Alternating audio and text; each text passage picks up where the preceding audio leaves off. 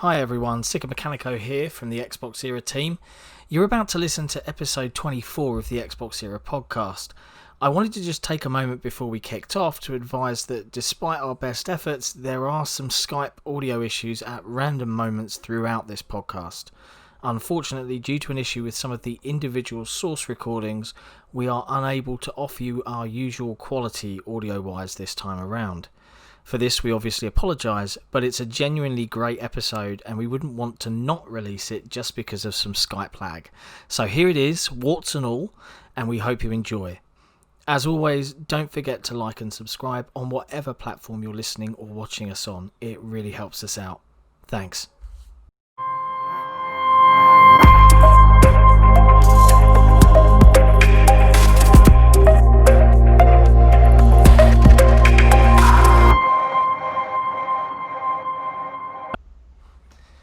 Hello and welcome to episode 24 of the XboxEra Podcast. I'm joined not only by Shpeshal Ed and Kaironaut, but we have a special guest, Karisma Williams. Hello everyone.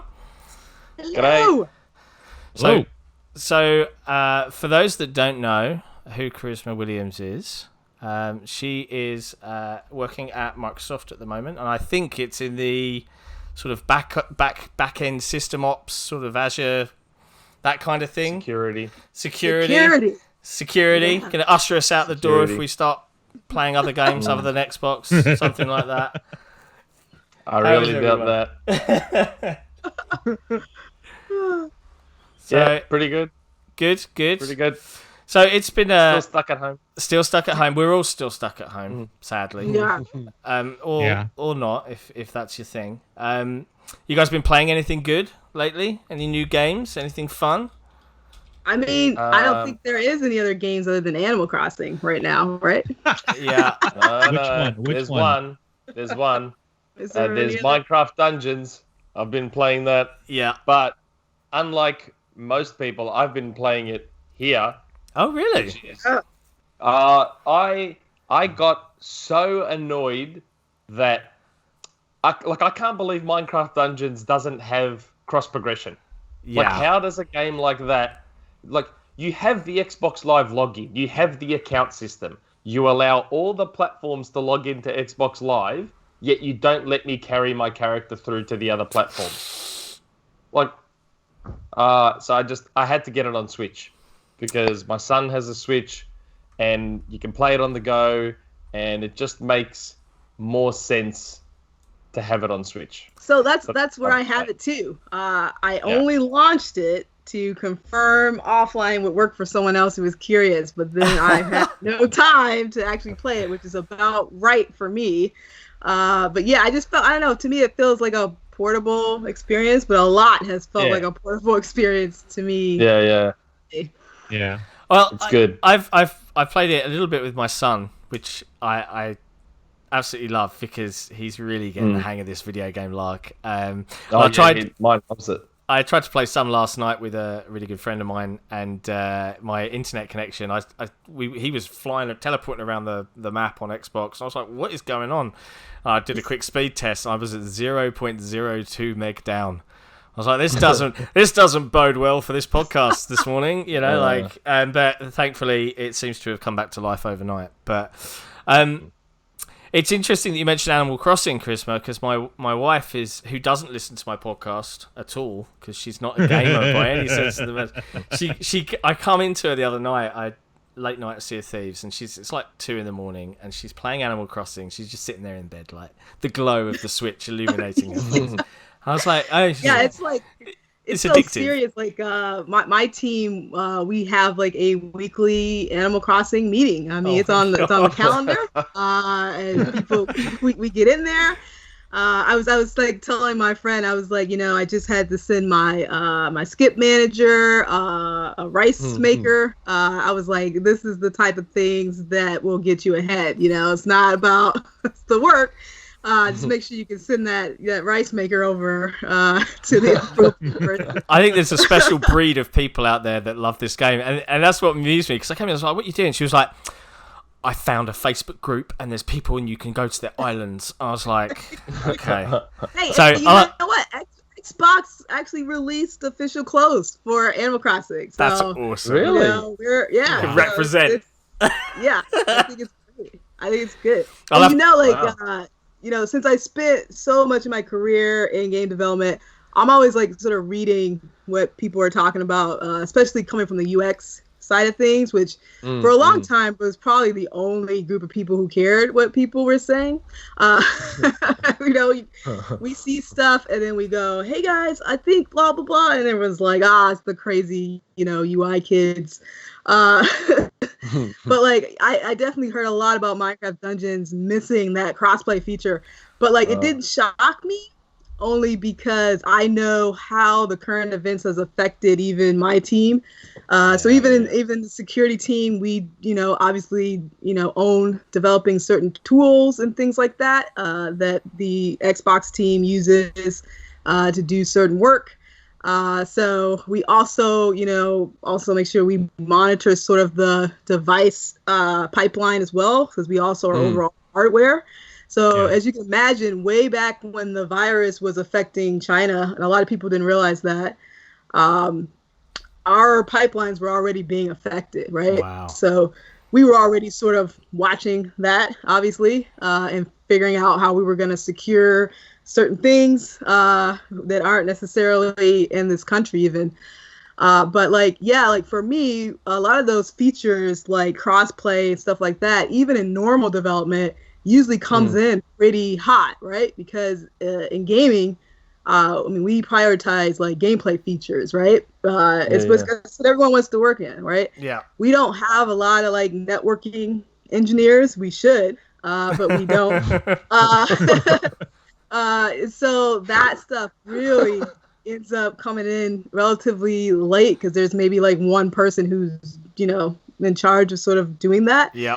Also, I think that project, it's a really small project that I think Mohang is dealing with. My guess, like if I was, and I don't know for sure, but if I was planning this as Microsoft, I would have probably planned to leverage Redmond, support, right? For that type of feature, that type of work, which, we do that a lot with our games. Like we'll just leverage somewhere else. And then when this whole thing kicked off, it really affected everybody differently, depending on your situation, If you had older people living with you, like a lot of my coworkers who had that, like they were out the office first. Like they were like, I don't know, this doesn't seem right, And then once it hit the schools and daycare, if you had like kids and stuff like that, like you were kind of off the map for a little bit trying to figure out what to do around that. And then on top of that, the company itself had to figure out what to do, right? Because like our campuses weren't closed. On top of that, Microsoft's so big that you get different instructions depending on what region everybody's in. I could totally see where that kind of fell off. At the same time, you don't want to delay it because we were doing so much, right? So you kind of are stuck. This is the thing, like making games is hard, Yeah. And making games remotely without some of the support that you would normally have is arguably harder. And I think I know you lament the loss of that feature, Nick, but it probably came down to we can meet the date, but we can't meet feature X, Y, and Z. Are we okay with that? And there's probably a meeting that happened and they went, yeah. I don't know. Like, push it out. Push it out. I know, it's just that you've already got the account system there. Like, it's so frustrating. You also got to think about. You'd be surprised, right? Like, I find in development, it's always the things that appear simple, right? But like, you have that account system there, but then you also have to like validate it. You got to test it, and so then it always becomes a bigger thing. UAT. Right? Yeah. Well, especially when you're like deploying something this big, right? Like, because then you already have this situation where it's like, well, can we pull that back if something really wrong goes on? Because we don't have the same emergency people available because they're busy propping up Azure, propping up services now, right? So I think for them, like the less features that could break, they'd rather just go ahead and send it. But I will say that one thing that helps is that we worked really hard at the company, I think, to kind of get everything to be a service based on, when Satya came in, he sort of has turned the company around to being more of a service-driven company across all of our verticals. So what used to be sort of a big deal sort of back in the day of us getting something integrated isn't as big a deal because we do have these really nice sort of pathways to, update stuff, add stuff. In fact, we now design games and content with that sort of in mind, that those features and things we'll add them in.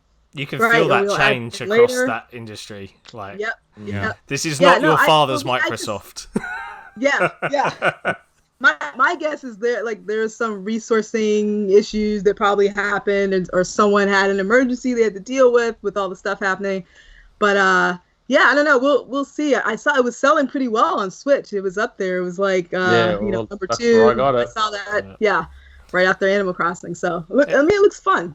It is good fun. It's a cool, at least cool game.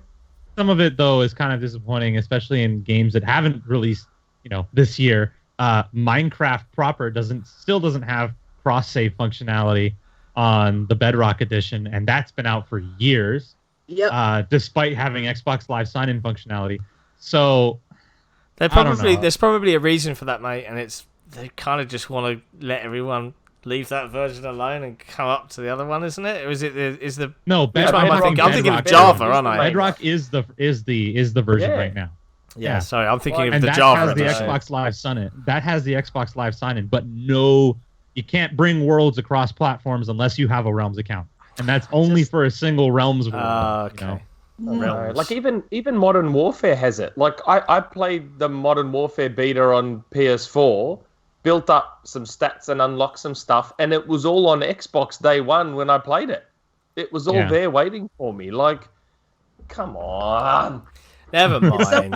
Minecraft is it's just so different because of the acquisition, and we built up studios in Redmond, but a lot of stuff was still kind of owned by Mohang. And I know I think maybe a couple years ago they moved some more features back over there. So another thing, that's another thing with a big company like at Microsoft, we do reorganizations all the time. So you got a new VP every other week. So you're constantly oh, well, this was the priority, but now this is the new priority. And so you're constantly sort of shifting around. My guess is there's probably something there that's a hard engineering issue that no one's had time to fully there's probably some there's always something that's in the way. I mean, I remember actually when we took Forza to PC, we were super concerned because Xbox platform had a max limit on sizes that you could save, right? So as we were going to PC, we had to make sure everything was 4K and all that stuff, and literally would make it incompatible with Xbox saves, right? So if you're a game studio, you don't own the hardware, right? So that means that your leadership has to go talk to their leadership to go right. And so that's sort of how that happens, right? A lot of times you're waiting for the brokering to happen, right? And you can have fixes even just waiting for that. So you just never know. I mean, every team I've been on, everyone wants to do the right thing. There's a lot of always sort of heated arguments about that, but there is the business side to it, and there's always figuring out when it makes sense. When it makes sense to prioritize that integration, when not, is just those type of conversations. It's definitely been a busy year though. Everybody, Sony, Nintendo. I mean, if you think about for everything to be happening, and then to be also looking at new consoles and a bunch of new IPs and all. I'm sure the executives are kind of just going day by day. It's definitely new time. No one's been in any of this before, so I mean, and I guess you've kind of helped us segue into two questions. So I guess question one for the folks that are listening or watching on YouTube. So my first question would be sort of what was your entryway into the actual industry? And I know you've touched upon a bunch of different areas, and you've worked on some interesting games. And the second question is how has it been as a software company, I guess, and as a supplier of a lot of the productivity tools worldwide? Has it been a fairly smooth transition from Microsoft to be okay, everyone's got to go at home now. Let's do it this way. Like, how's that been? So, like, yeah. So, how did you get into the industry? Yeah, like, how's it going now, working in this way? Yeah, like so for me, like, I'll even say, like, I was just super lucky on a lot of different fronts. Like, even before we talk about even industry, my dad worked for IBM for 25 years. So did mine. Represent. Yeah. Hey, you know, that's back when tech companies gave you a pension and you had to wear a suit every morning. See, it's very different. He brought home a lot of stuff, you know, like I had computers to play with when a lot of kids my age and in my demographic did not. He brought home the NES one day, claimed it was for him. I never saw him play it, but he claimed it was for him. And so that's really how I got into like just playing games in general. I didn't know how I would fit in the industry because back then it was such a black box. And I know you guys look like you're around my age too, right? It was just sort of like, this is like some magic box. There was no LinkedIn. There's no way to figure out like how any of this stuff worked. So at first, I was really into like interactive design and stuff like that. So I thought my pathway would be more on like the marketing side, right? Because I don't know what this development thing is, and there wasn't any way to figure out. Over time, I sort of figured out a little bit, and then I figured out who some of the local companies were. Figured out that what I really liked was UI, like the menus and stuff like that. I just thought I could improve so much on what was happening. And so I ended up actually on this forum. I think it's still around, like Yay Hooray, one of the design forums. Met a guy who was like the lead UI director at High Voltage Software in the suburbs of Chicago. And he liked my stuff and basically introduced me to the studio director of the mocap studio that High Voltage owned. So they needed someone to do like some web stuff. So I went in there, interviewed, got hired, and then did everything but web stuff, which was super cool. So started out really doing a lot of motion capture, cleanup work, and helping run like mocap shoots for a lot of the games. Then over time, finally then made my way over into UI, UX design in High Voltage's main studio. So that's how I got my start. Wow. Yeah, but like you sent, like, I'm looking at the list of the stuff you've done, and like there's so much stuff that I reckon we could probably do entire episodes on. Like there's one thing that stands out to me immediately, and if Jez is watching, Jez Corden from Windows Central, I'm going to bring this up for him. It says here that you were an experienced developer on Windows Phone. And I adored my Windows phones. Like, so did I. My Lumia 920, my 930, my 950. Absolutely miss Windows Phone to death. I miss the interface. UI was like so really good. Yeah, same. Yeah. Man, I miss Kids Corner. I used to love having Kids Corner. I swiped it across, handed it to them, and said, "Here, go crazy, do whatever the hell you want. I'm not worried about what you do." Yeah. I absolutely adored Windows Phone. Like, what were you doing there? Like, what sort of stuff were you up to there? Yeah, like, so hold on, like, let me answer that one. But first, let me answer that second question about our transition to work from home at Microsoft as a whole. It's been like almost too smooth.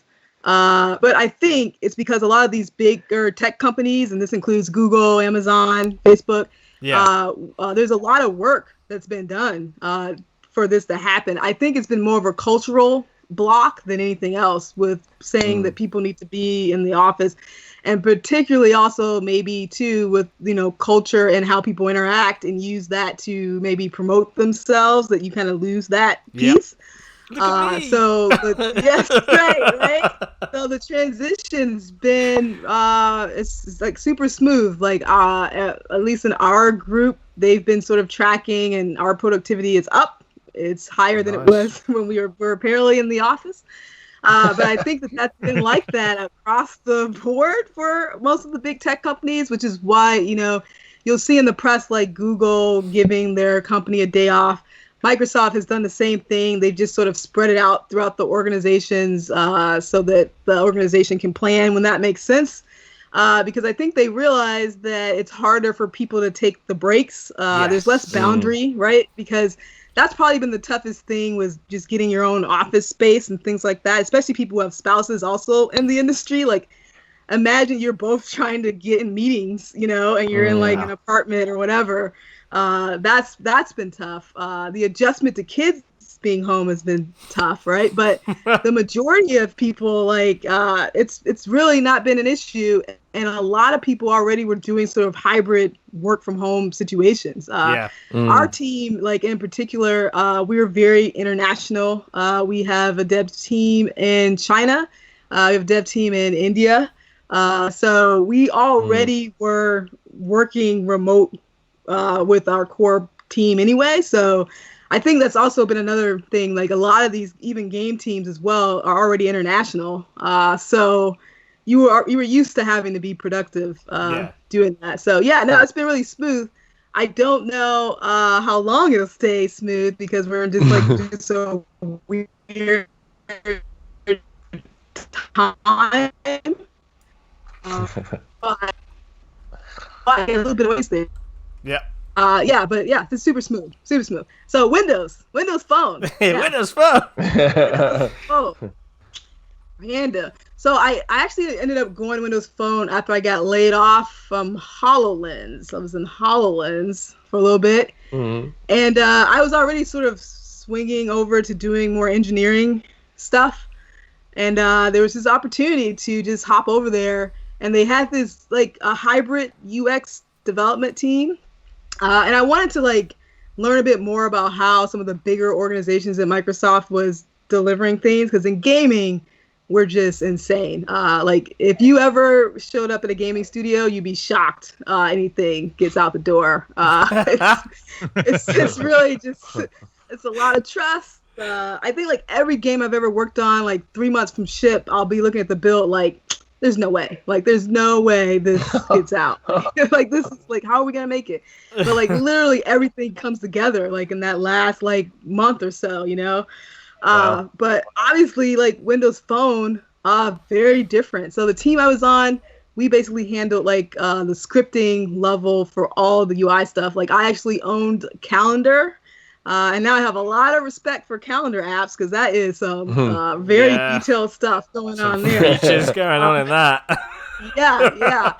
And then I think I did like the podcast app and some other app I did when it's on there. Oh, the radio app, yeah. And then I did some like awesome.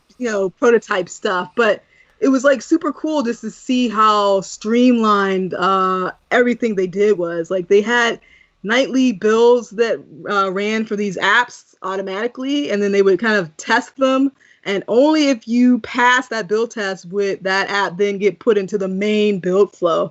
And so what I learned over time was they had to be really careful with always making sure that their build was ready, because Bill Gates, Ballmer, they were using this stuff, so you really did not want to push anything broken, right? Whereas, no offense to gaming, no one's really pulling it up for the most part until it's ready. I mean, well, there's a hardcore noisy set of people out there like us, but it's just not as And then you also you really gain that sort of respect of like it's such a difference between like bricking someone's console and bricking someone's like communication device. That's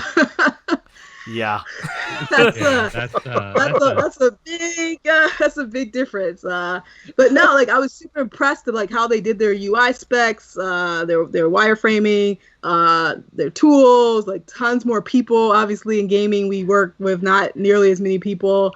And so it was really cool. And I took a lot of those learnings and then kind of used that when I went and worked on Forza stuff. But yeah, no, I definitely am a proponent of sometimes you've got to mix it up. You got to see other aspects of things. Yeah. It just helps you become a much more well-rounded kind of, person as far as your career. Yeah. But there's like some of the stuff though, like there's so much contrast between everything. Like you worked on Connect, which is unreal. But then you did something. You worked on something which was like hugely popular, but it was in the US only. We never got it here. I don't think the UK got it, which was 1 versus 100. Yeah. I know people still want awesome. back. Like, like so much cool stuff. Connect Star Wars. Yeah. I mean, I even had that bloody console, that white Star Wars R2D2 I do too. console. I'm such a custom console whore. Like, I just need all of them. I don't know why, but I'm like, I need them, especially if I worked on it. Then it's like, I gotta get it. I gotta get it because like I worked on it, right? Like that's my justification. I gotta get it. Man, it's like a souvenir. Right? One versus 100 though, like. What a thing that was before its time, and I don't know if anyone else feels this way, but there seems to be like a recurring theme with Microsoft. Everything seems to have just been just before it should have occurred, and then and then they stop pursuing it because it doesn't quite catch, and then someone else comes up with that finalized, streamlined version that does capture that market share, and then boom, off they go. And Microsoft are like, There's a great Penny Arcade comic where it's like Balmer on stage, Steve Ballmer, Surface. Yeah, with the Surface, and he's like, "Look, it's a laptop. It's got a pen and everything." And it was like, "This is rubbish." And then 2 years later, Apple do it, and they're like, "This is amazing." It was the same with phones, right? I heard like Microsoft had a phone way earlier. And really? I had one of those. I keep telling people Microsoft's biggest issue with phones was they were trying to put desktop Windows on a phone screen, and I'm like, oh, what are you doing? Like, if they had got Windows Phone as we know it, the tiles, if they had got Windows Phone as we know it onto the HTC Diamond, which was a full year before the iPhone existed, iPhone wouldn't exist right now. That Diamond phone was huge at the time, despite having a horrible version of Windows on it. That was just, I don't know. I mean, they could. So my issue with the whole Windows Phone thing is basically just that they could have had the competing product in Zune and Zune HD, because that's where the iPhone came from, was iPods, But like, the Zune HD release, and it was a fantastic MP3 player in a time when MP3 players are pretty much dead. Yeah. It should have been a phone. But I loved my Zune. I loved my Zune so much that I actually imported the Halo 3 limited edition Zune from the US, and then it. But the one thing, and I don't know if you've ever seen it or played with it, the Zune app. Like the Zune player that actually was on like Windows. When would that have been? 2000. It was it was such a resource hog, but it looked so good. I loved it. Yeah, it was. That was great. It was insanely well put together. Yeah. And it just it makes me mad looking back on that stuff and wondering what could have been when I like pop out my Zune HD from storage just to browse the UI, just trying to remember what it was like at the time, and just. Oh my God! Like, it had so much potential, but it was so squandered in almost every way that mattered. Yeah, and I guess interesting question, and I'll let you be cagey with your answer, or you can be flat out, straight up with the answer here. Would you like to see 1 versus 100 come back? Yeah, so it's funny how I ended up on a team. I was actually at Valve for a bit, and I was just sort of bored, and then I got this opportunity. Bored at Valve, just random. I'm just bored there. Yeah, I was totally bored. I was kind of bored, but I think like I always tell people, Valve's is a great place when you're later in your career, right? You know a little bit more about how you want to move and handle, their culture. When you're younger, you kind of are better off in cultures that give you a little bit more, The other issue I had is I was so used to, and Valve just didn't really ship at the same rate at that time. So I just Valve still doesn't ship at any rate anyone wants. Yeah, I felt kind of weird to not have that. But I think one of the key things of 1 vs. 100 was how special the team was. And this is something that Microsoft and a lot of companies get wrong. It was an amazing team. We just had such great chemistry, great mix of people. I also got to like do the dashboard work for 1 vs 100 because we were so new and innovative that the dashboard itself didn't even have features that we were kind of pushing. Yeah. Wow. But like, from what I could see, what happens a lot at Microsoft and a lot of big companies is you kind of hit this plateau no matter how well something's doing when there's a change of the guard, right? So if you look at change of the guard that happened around that time in gaming, a lot of the EA guys were coming in, right? Don Matrick, and he brought in a lot of people, and there was sort of like making sort of more of a family focused thing.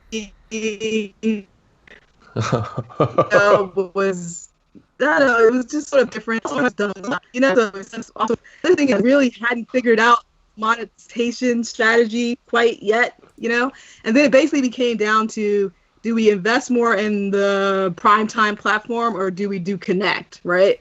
And Connect won. Yeah. Connect one. Yeah, Connect. Yeah, so Connect a lot of won. us came from 1 vs 100, ended up on Connect stuff. Yeah. Wow. I love playing that, and I fervently, and I get what you mean, like, if it does come back, will it hit that same, without that right team that coalesces behind it, can it capture the imagination in the same way? I guess we can only hope that someone back there is thinking... I feel like now is the perfect time to bring it back. Like Everyone's stuck at home. Like, Let's play 1 vs 100. Well, I know in the past they've definitely looked into it, right? But like everyone who was part of that team, only a few of us were kind of left, I really think people don't realize, like, companies don't like create patterns for stuff except Ubisoft, apparently. So everybody else is like, they would like literally, like, they have no idea how it was made if you lose that tribal knowledge, right? Yeah. And they just, no idea. They have no idea. Like, I'm sure, like, the files are somewhere, but where, who knows? And then you sort of have to make this, I don't know, I think they investigate every once in a while, and then they probably decide to do something else, Yeah. The void right now seems to be filled a lot with HQ trivia. So, I mean, have you guys heard of HQ trivia? It's an app, isn't it, on iPhone it's and App, Android? yeah. I've Live game shows every single night. Or small prize pools, but everyone who wins gets a share. And those game shows are freaking BS sometimes. Like, to be the fair, first questions are easy softballs, and once you hit question 4 or 5, it was like, like you hit question 4 or 5, right? And it's basically just a calculus question. You're just like, oh, what the hell am I supposed to do? Here's advanced algebra. Good luck. You have 10 seconds to answer this massive equation or something, or this like weird obscure fact from like 1897 or something that only people who ever browse the Wikipedia page for Dubai would know or something. Like screw that. Well, I remember like that was another really complex thing with 1 vs 100 was how you did prizes. Like, that's the first time I had a UI flow that had to be approved by legal. Wow. Right? Because, one, you've got different prizing laws and different stakes. And you got accounts. Like, you can't give a child account a prize. Like, you can't, So then it was like, well, what if this child account wins? Then what, right? So I had to figure out that type of stuff. And then the other thing that's funny, too, is, like, I remember our GM, he had to basically go and broker other groups to give us these prizes for free, right? Because we didn't really have the budget for it. So he basically just went and talked to other groups to get some of this stuff, added in. Wow. But it was pretty crazy when it all sort of came together. Like, pretty insane. I just don't know. I don't know if you can redo that. I think you need key people involved. And it's always frustrating because companies without fail constantly ruin good synergy. Like, I guess they don't watch sports. I don't know. Like, they're like, oh, this is a great team. They did something like fresh and innovative. 3 more managers. Get rid of all of them. Lay half off. We just discovered that with the Chicago Bulls, didn't we, on The Last Dance? Oh God. Oh, man, no. I sense a tangent. That's a whole. We need a whole other podcast for my city, God, Chicago. The Last Dance though, that was amazing. As like I I was a Chicago Bulls fan, and I remember in 92, 93, I was in high school. I was like 12 years old, 13 years old. And man, I was so into the NBA back then. It was so good. It was huge. The NBA was huge back then during like the Jordan All because era. of Jordan. Because of Jordan. It was huge. It was huge. Yeah. I watched that documentary, and like, even though I grew up in Chicago, it was funny because I was like, oh, there was a coach before Phil Jackson? Because I do not remember that. I do remember like the Bears were like the team before the Bulls. Like, it was all about the Bears. I remember watching the Bears games with my dad growing up, and I remember Mike Ditka, like so many big personalities, their dance that they did. And then like as that era ended, we went like right into like the Bulls era. And I still remember like it used to be boring watching them because you knew they were gonna win. After a while it just got so predictable. Pretty awesome to grow up in a city and win 6 championships like that with a person like Michael Jordan. Like, it's insane. But we digress. Mm-hmm. We'll allow it. We'll allow it. All you young people don't know about. Hey, I'm glad you're calling me young, but like, I think Nick and I are quickly approaching 40. I think Nick's very quickly approaching 40. I'm talking about all the young people who are tuned into us. Okay, all them young'uns like it's why we gotta get back. I'm 40 in like 3 weeks. Cry. Oh, nice. Coming up on your fast. I do know. So, like, pivoting slightly, after that little tangent, I guess we'll segue into. Oh man, look at this. Some news that we had this week, and we had Microsoft come out with a little PR thing from Jason, aka Beard Guy Ronald, the sort of lead program guy for Series X, talking about backwards compatibility. Well, he was on the BC team. After Bill Stillwell left that team, and I think he moved to HoloLens, and then Jason Ronald took over, and then the BC team sort of stopped, and then they put them on Series X, and that's sort of where it is now. But he's also in the Discord, by the way. Yeah, he is. But he so they penned this post, and now we've got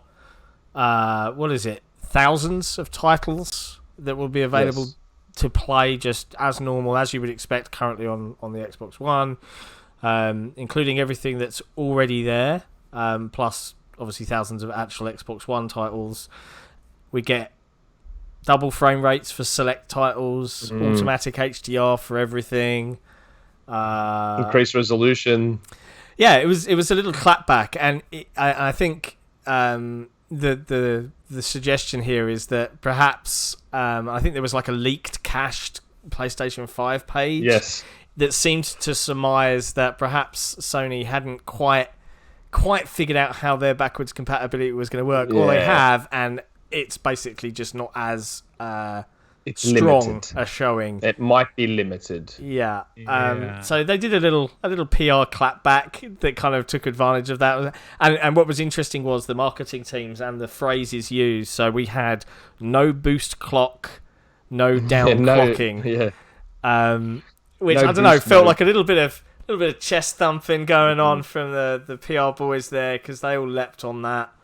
But it was interesting to see. But I think it's genuine. It hasn't surprised me that Microsoft are leaning into their past on the console front. It has surprised me somewhat that, considering how much of a success PlayStation 4 has been this generation, that they hadn't seemed to, and we don't know, but they didn't seem to have a really good plan for this. Like, I'm like, what? How did you not get this in here? For me, like, that doesn't shock me at all, because Sony remembers the data, right? Because they did that full backwards compatible. What was that? Was that PS3? PS3. Yeah, they yanked it. Yeah, and because nobody really cared enough to justify the work, Another thing too, and I've told a lot of people this, on the Discords and on Era, is there's also a lot of like legal work around that stuff, depending on what your initial contract was, right? And I think like that's one area where Microsoft can kind of do a lot better than a lot of companies. I mean, they got a nice legal team. Pretty scary big legal team, pretty international one compared to a lot of companies, But I honestly think that this really comes down to more of that business development decision, right?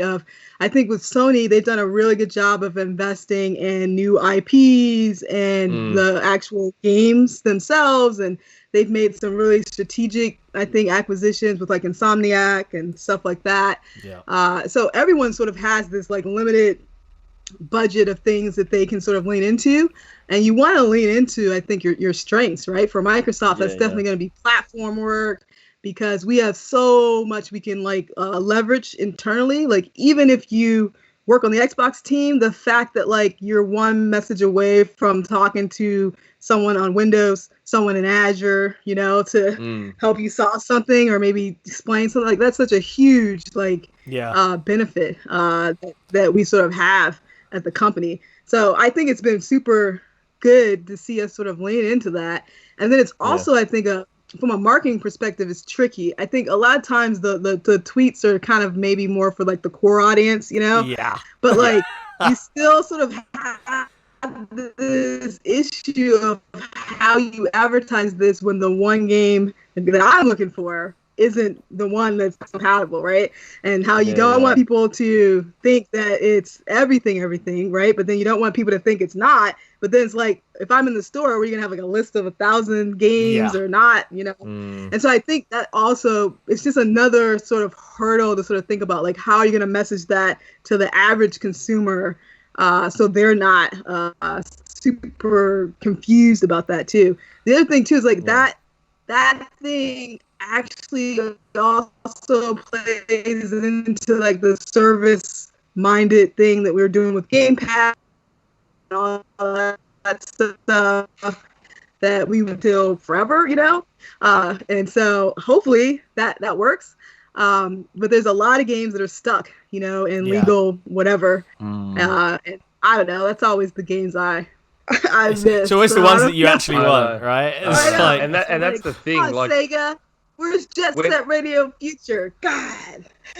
Not just that. Like it's funny. The other day, because I'm sort of hitting that point where I'm done collecting consoles now, so I'm slowly getting rid of old consoles if I can play all the games on something newer. And I didn't actually realize that there's like over 450 original Xbox games that are backwards compatible on 360. And I had no idea the number was that high. Like it's really hard to advertise it. Yeah, and I'm like, see, I got a bit worried when they announced that the BC team was stopping, but I think the very last paragraph in that media release does sort of hint at the fact that they're going to pick it back up again. I hope, because there'd be a lot of games that probably aren't held back by legal stuff. Like, Sega Soccer Slam is one of my all-time favorite like arcade soccer games, and it's backwards compatible on 360. Shouldn't have any legal issues. There's no licensed soccer teams in it, no licensed music in it. It's already backwards compatible on 360. Surely they can make it backwards compatible for Xbox One. Yeah. I hope they keep going. Now, I mean, it all just really depends on how that original contract was worded, and then if you can even get back in contact with whoever made it too, which is, I think, another issue with game development in general, But I think the other thing, one of the reasons why I've been always interested in UX and UI, I still do that stuff, even in my current role, is that it's really kind of a self-fulfilling cycle that happens, right? Because we have like poor UX, this stuff doesn't get surfaced up to most customers. So like they don't even realize this library is even available, right? Because we always in gaming push Madden, Call of Duty, all the new stuff. That's so then we go look at the data, like Satya has also said that we are now a data-driven company. And I'm sure Sony looks at their same thing. And then we go, well, only X percentage is making use of this, and it's costing us this amount of money to keep this up and to do more. And then that's when companies sort of slow down that investment, reallocate resources to, for example, xCloud, HoloLens, and so that's why I've always been super passionate about doing better UX, better UI. Like I really dislike the Xbox One dashboard so much that I just avoid it for a lot of reasons.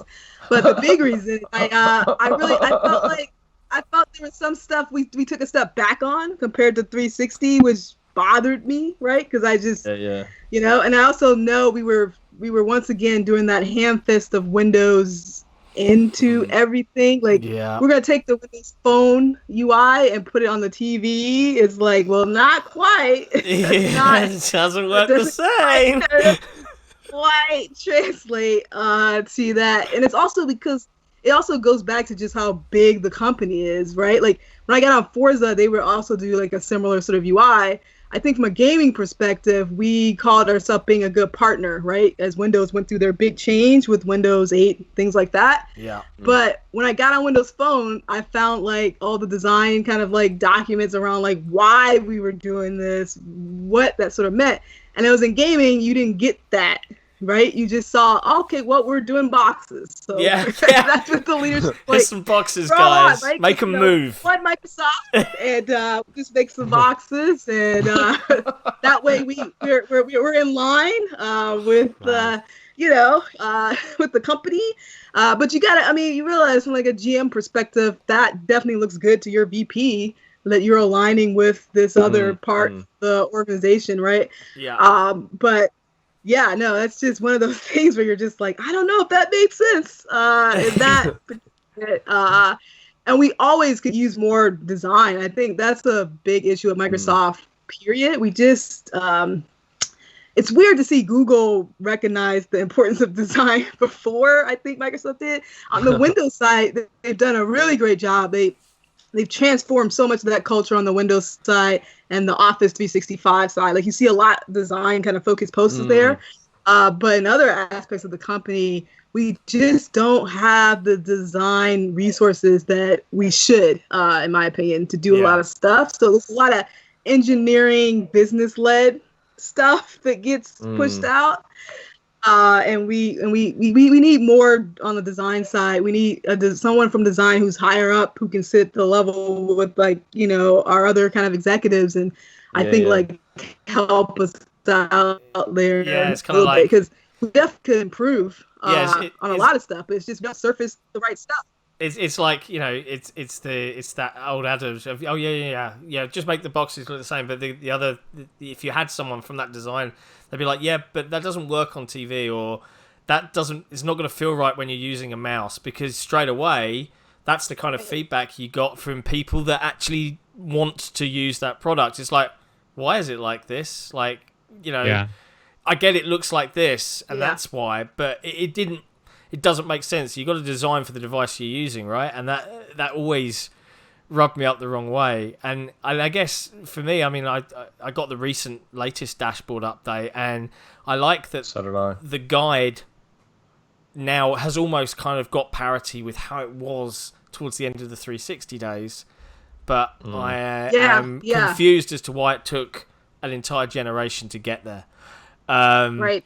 And then I worry that there's some back-end team that are going, right, Series X, well, we're going to have to come up with a new UI entirely, and then 90% of it's going to be thrown out, and then we'll be like back in the wilderness of UI madness. Unless you want to give us a little exclusive for our podcast, if you know what they're up to. Yeah. Like a lot of people don't realize, like the platform team was always like very separate from like our game teams, right? And a lot of the platform team was basically ex-Windows people. Yeah. And that's kind of what you see. Like I remember like when Xbox One came out, there was like this whole, we're gonna do updates like we do on the phones and stuff, and just it just wouldn't fly. People understand the gaming experience, right? They're just like, we're porting this OS to like a new box, right? And so a lot of that we've I think kind of worked on solving. There's been some reorgs to push more of that into Phil's domain. Yeah. It's really just what it is. You've got different cultures, different specialties that end up making things just sort of come together. Like I said, it's amazing that we get everything out. Yeah. Just take the Zune. It's really amazing. Just take the Zune HD UI, put it on a TV. It was already made for TV. The damn thing had a dock. Just do that. And you're golden. That's all I want. That's all I want. That's all I want. That's all I want. I have to say though, win, so we'll never do that. I saw some images of that new family settings app. Yeah. It has a UI almost similar to xCloud, that same kind of visual design language. Yeah. And I honestly would not mind if they were going to change the Xbox Dash to make it look like that. Yeah, I've said that before. Is all of those kind of clean lines and the gradients across simple images, really, really minimal. A lot of the imagery in it, it's almost reminiscent of I'm just trying to think, almost like a 1950s or 1960s style. Really, I don't even know how to describe it, but the look of it, the way they've done it, it's actually really, really nice. Yeah, it's nice and slick. Yeah. No, I saw that. I think it looks really cool. A lot of times that depends on how we handled it, whether or not it was an outsourced job or not. Like I noticed even on the Office side, the mobile apps sort of design team managing mobile side, it's like a complete different kind of group the way they're set up. Like they're still part of Office, but they definitely handle their own sort of design and things like that. And you can definitely see that in some of the differences in that parity. So it all depends on like how close leaders are working together, or how many troublemakers like me are on a team that are secretly working together. For a lot, so many times even in my role, I'm like, we're supposed to be one Microsoft. Stop building separate things. But for a long time, Microsoft is an engineering company. You get rewarded for building your own sort of thing, right? And so we're working on changing that culture and, telling people, go talk to people who've already done something similar and leverage that. You can improve it, but improve it for everyone instead of everyone doing the same siloed effort. Have you guys... But a lot of times our design... It's slow stuff because we just don't have the same level of resourcing that other companies do. Yeah, I think as well.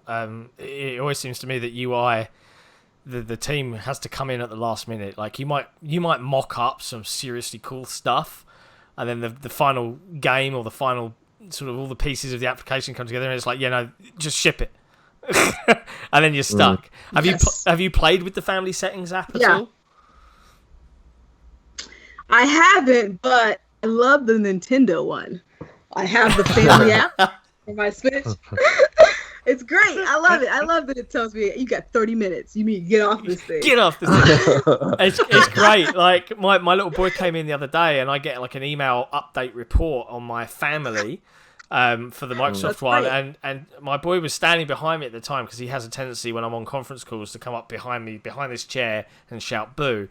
And he saw his name. He was like, oh, what does that say? Is that my name? I was like, yeah, it tells me how much you played Minecraft this week. And it's like, you've played too much, so I'm banning it for the rest of the week. And then he started crying, so I had to roll that one back. I wasn't even kidding. But, I like that. And even now my brother and his partner, they said, oh, we got Game Pass for... my nephew, how does it work? How can I stop him playing so much on his own? Because he's a little bit older than my son. He's like 8 or 9. And I was like, they just released this family settings app. Go give it a go. And she's messaged me like, I can actually control how he plays and when he plays and if he can communicate with someone. I'm like, well, yeah. Oh, this is cool. But, it's one of those things really that good. The hardcore are just going to be like, I don't care. It's games. Give me the games. But I think it's just a nice little feature that they have. No, it is. They're really good. I don't mind. Like you can check it all on the website and restrict stuff, and it's cool. It's cool the way they've done it. Yeah, it is good. It is definitely good. So I after Microsoft posted that, we got a load of noise on Twitter.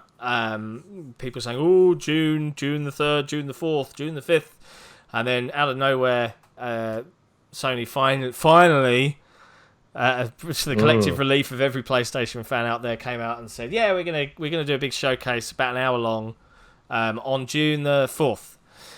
Yes. And I think Friday for me. We can finally expect to see the box, right? Like, this has got to be the moment now. Yeah, where we can finally see it. Sure. Yeah, I think we will see it pretty soon. They've left it real late. Yeah, I think. I'm surprised. You'll get a 20-minute Ghost of Tsushima port to PS5 demo, and that's all you're gonna get. Then they're gonna end the show.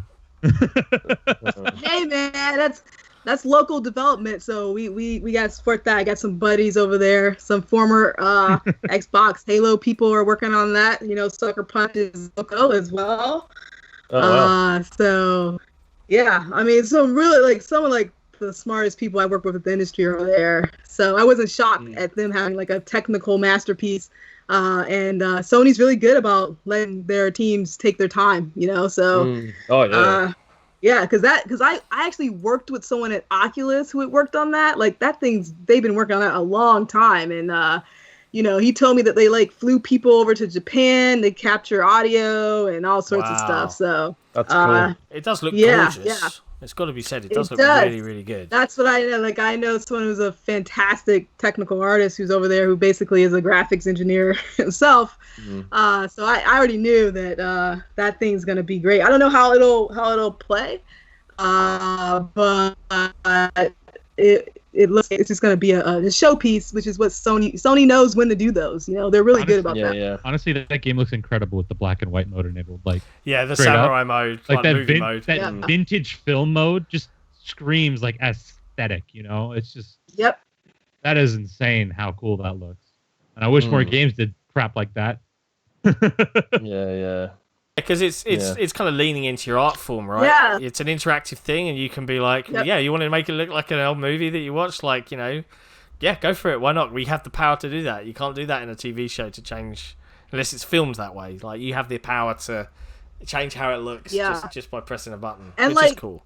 And Sucker Punch, like, you know, if you ever go look on LinkedIn or whatever, I mean, they've got like a really senior group of people as well, and so they have a lot of control over their tech. They have a great relationship with Sony, and so they have a lot of control over the time that they're allowed to probably spend on that. And that really is sort of like the difference that you see, you know, as a team that's sort of allowed to get the right people in place. And, you know, not have to super rush.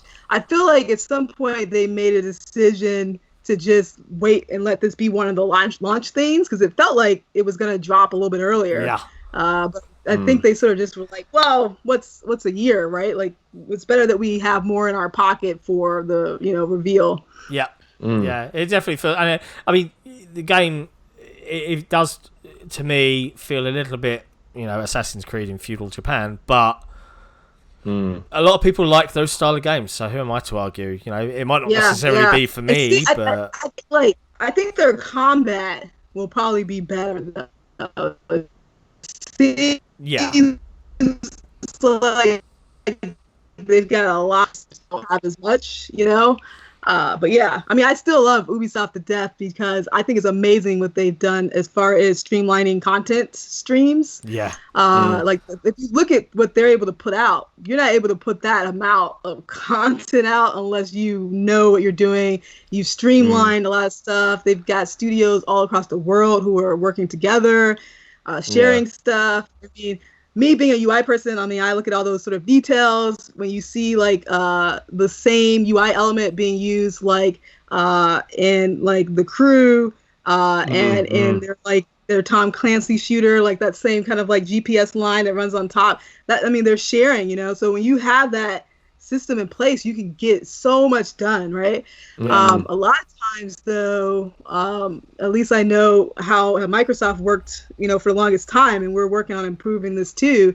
You have studios that are sort of doing their own thing, using their own tech, everything being done from the beginning every time, right? So you end up, there's no way you can move as fast as like Ubisoft can, because you're constantly starting from scratch over and over and over, while they're constantly leveraging off this release, leveraging off this release, leveraging off that release. The only downside of that, though, is that, and Ubisoft have frankly, I think a reputation for it now, is that it's an Ubisoft game.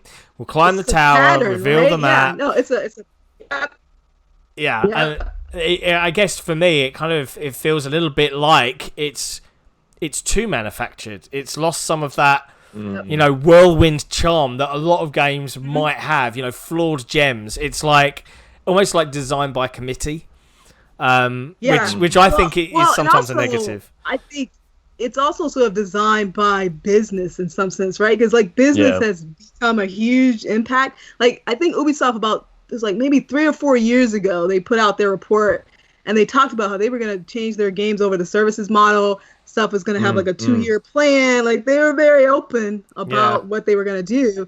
I think like you're right. Like, there's like that thin line of like being predictable so that you can continue your funding, keep people employed, not do mass layoffs every cycle, versus being like completely innovative sort of all the time. But I think, like, for me, like I said, the biggest thing I respect is they really figured out content. Like, they really, just the fact they can get all that stuff in. I also appreciate all the research they do for creating those worlds. Like, that's right. I think it was, like, Assassin's Creed Unity. Somebody took actual photos and, like, you can see they, like, lined up completely. Because they basically just went, and got, like, the city plans. And, they're actually they're, like, a technical art studio. And for me, like being a UI person, obviously, like I'm a systems designer, like it's totally something I would do, right? Where they sort of systemize gameplay design, right? But the thing is, like, if you look, it's like they're gonna keep doing it as long as it keeps working, because inherently, at least just based on psychology, people actually don't like change, right? Like they say they want change, but they don't, you know? So they've sort of figured out this way to always make their games feel familiar. There's enough of a change, but like, God, I know people who just buy Assassin's Creed every time it comes out. Like that's like right. their game, So they've done well. But on the other side, the reason I also think they've been probably the strongest this gen is very quietly they did a lot of really cool stuff, like the game with Nintendo. That Mario was awesome. plus Rabbids was amazing. Yeah, amazing. And they did some VR. They did some awesome VR stuff. And VR really not gonna make you millions, So that was I thought it was great to see them stepping into that VR space as well. Yeah. And then they also took the most risks this gen with new IPs. You had The Crew, which was like a super small studio. They took a risk on. I think they bought that studio now. They did Steep. So like where a lot of companies Valiant Hearts. X1, like they actually really leaned in big time and transformed into the service model on some of their stuff. So it does help that they are creatively led, but you can see that they too are watching that business side, especially after they almost got kind of forcibly taken over. They don't want to ever end up in that spot again, right? Yeah. So it's definitely been interesting to watch them sort of do that, So I guess we'll see if their sales get super impacted. But I don't know. I think they're going to be fine because nobody else can figure out how to get stuff out that big, that quick. Yeah, they really have nailed the production aspect. But the other thing they do really well, and I think at least Rare maybe took some lessons from them, Ubisoft seemed to have this great way of turning a games as a service game around. Yeah. So For Honor launched a little bit light and rough, and Rainbow that Six got Siege. around and grew. Rainbow Six Siege is like a monster now, and that started a bit light. Like they're really good at turning stuff around and like figuring it out. Like, they're good. And they've been great with cross-platform. Like Microsoft is new to kind of putting bigger stuff on PC, and it's been a struggle. And so, like, I remember having to use, like, Ubisoft settings as an example at Forza. They go, do you see this? You see people should be and the PC people are not the console people, and they will know. I was like, they will know. They will hang you. But like, like, people don't realize how, you know. But people don't realize like Ubisoft very quietly has been able to do quite a lot, you know. And they also are kind of really always pushing, you know, which is why their games don't run for anyone initially. But that is the difference when your product is really being run more on the creative side than on that technical side. I think Bethesda is another similar kind of situation, or wherever, like the Fallout, the you know, all that stuff. Like people always kind of joke at how janky it is. It's like that's what happens when you let a creative person just keep adding stuff and not fixing feature anything. Creep. Whereas like on the Microsoft side, we're more conservative with features, right? Because our engineering doesn't want to take any risks at all, obviously. So it's always about getting that balance in place, I think. I do feel like that change is coming in Microsoft, though. You know, the recent state of acquisitions and how many they've made, and the feel that those new studios are being like, unlike the Bungie era where you could feel Bungie were like, we hate this. You get the impression from the new studio leads that they're like, we're still the same people in the same offices. We just get our HR and our legal and our equipment bills paid for by these guys, but we get to make what we want to make still and run how we want to run. And that comes across, and I think that can only lead to better things. But yeah, I realised just now that we went off on a massive tangent there. we were talking about the Sony show, and then we talked about Ubisoft game design for like 10 minutes. But you know, I think we've learned our lessons sort of there. Like I always tell people, like Sony's been dealing with content as a company forever, right? Like they get content. Microsoft's not. We're not a content company initially. Xbox is just so different for us to figure out. So I think this is like another sort of like, okay, well, what if we set them up somewhat independent, right? But I mean, even then, once you're underneath any sort of umbrella, and anybody who's independent will tell you that, even if you have a publishing deal, you still are going to have some oversight, you know? But I think this time our executives have learned that maybe we're not the best at managing creative. We should, you know, either you bring in those people who specialize in doing that, right? Or you try this sort of like lone wolf sort of approach. But like, because this approach itself is also very new for us, at least on the security side, holy crap, there's a lot of stuff for us to figure out and how we're going to help them stay just as secure as our more internal teams that we're sort of used to. So with freedom comes additional hurdles as well. But I'm definitely excited to see what happens. Like I said, this stuff, it aligns with Game Pass. Like I think Microsoft has to solve the content issue, and this is one approach to that. But we've got to figure out a way to get out more things, I think. Yeah, and I think you're right. Game Pass is faster. More things faster. Yeah, it's definitely true. Game Pass is a big key tool in that. But so we know now that Sony's obviously going to show. So this time next week, it'll all be out there in the wild, and we're going to see some. Yep. And it's interesting the approach here, right? So, and there's a really good community question that was posed on Twitter that I'll kind of save to really deep dive into this. Yeah, there's a lot of actually questions about the PS5 show. Yeah, so maybe we'll hold fire, because I think there's a lot of really good conversation that we can have around that.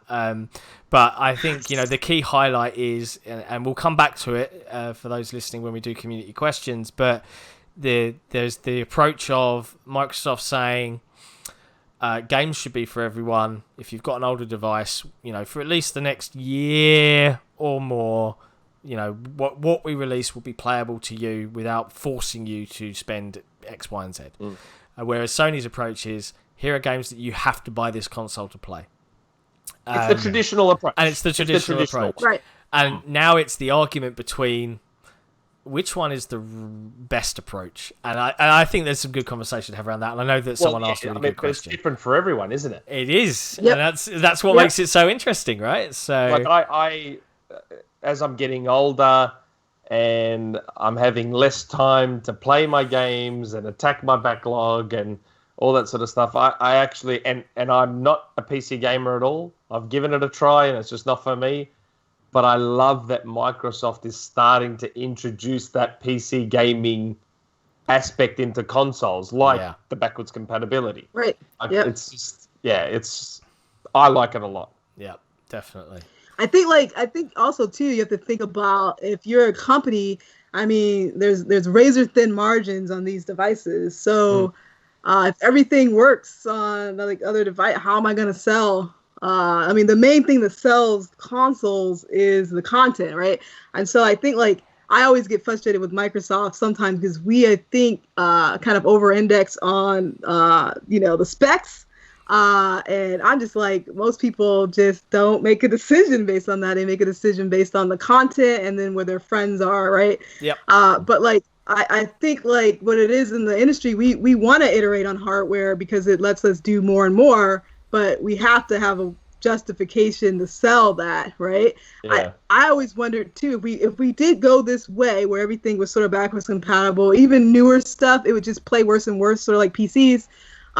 You kind of run into that issue of like, do we start to limit the industry because now we're looking at data and only like 10% of people have the new console that has this new feature, so then no one wants to put the new feature in, sort of thing, right? So a lot of stuff like the new platforms end up doing is they push everyone to have to do, new innovative things, right? Yeah. So I think there's definitely like that sort of middle ground, right, where we have to figure out ways to still make new hardware interesting so that we can keep moving forward and iterating. But at the same time, we don't want to have to like force people into that model when they're not ready yet, right? Yeah. Yep. And you only have to look at games like Fortnite, Minecraft, Roblox, right? They run on everything, arguably terribly on some devices, but they run. And kids, particularly in those demographics that play those games, don't give a whether it's 30 FPS, 15, they'll play it. And that's like your general consumer, right? That's your general consumer. I think a lot of times, like people, like we're all like hyper fans and we spend way too much time on forums and things like that. But that's generally, I mean, there's even executives that can't tell the difference. HDR was like another one of those, and probably still is an issue because, like, how do you market that when there is no standard? Right? Exactly. How do you show 120 FPS on a YouTube stream? Right. You can't. You have to rely on the consumer to understand and know and have the relevant device already or be interested in getting one. Right.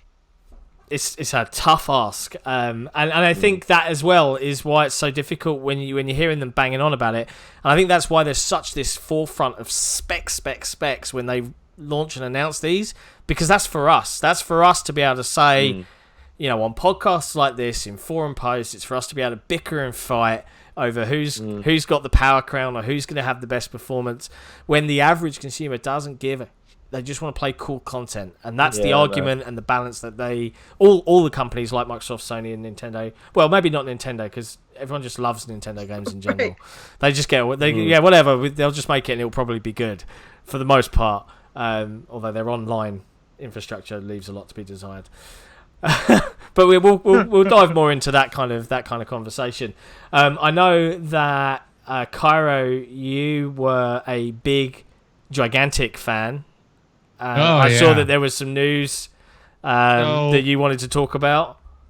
So, I know you guys probably weren't as into Gigantic as I was. I played the crap out of the closed alpha and all the way into the beta. I think it was actually the beta. Closed beta, all the way into the release of the game. Me and my friends played every single closed beta weekend we could. When full launch came out, all three of us dropped down $40 for the character pack because we enjoyed it so much. There was a match in that game where two of our teammates disconnected, because it's a 5v5 game.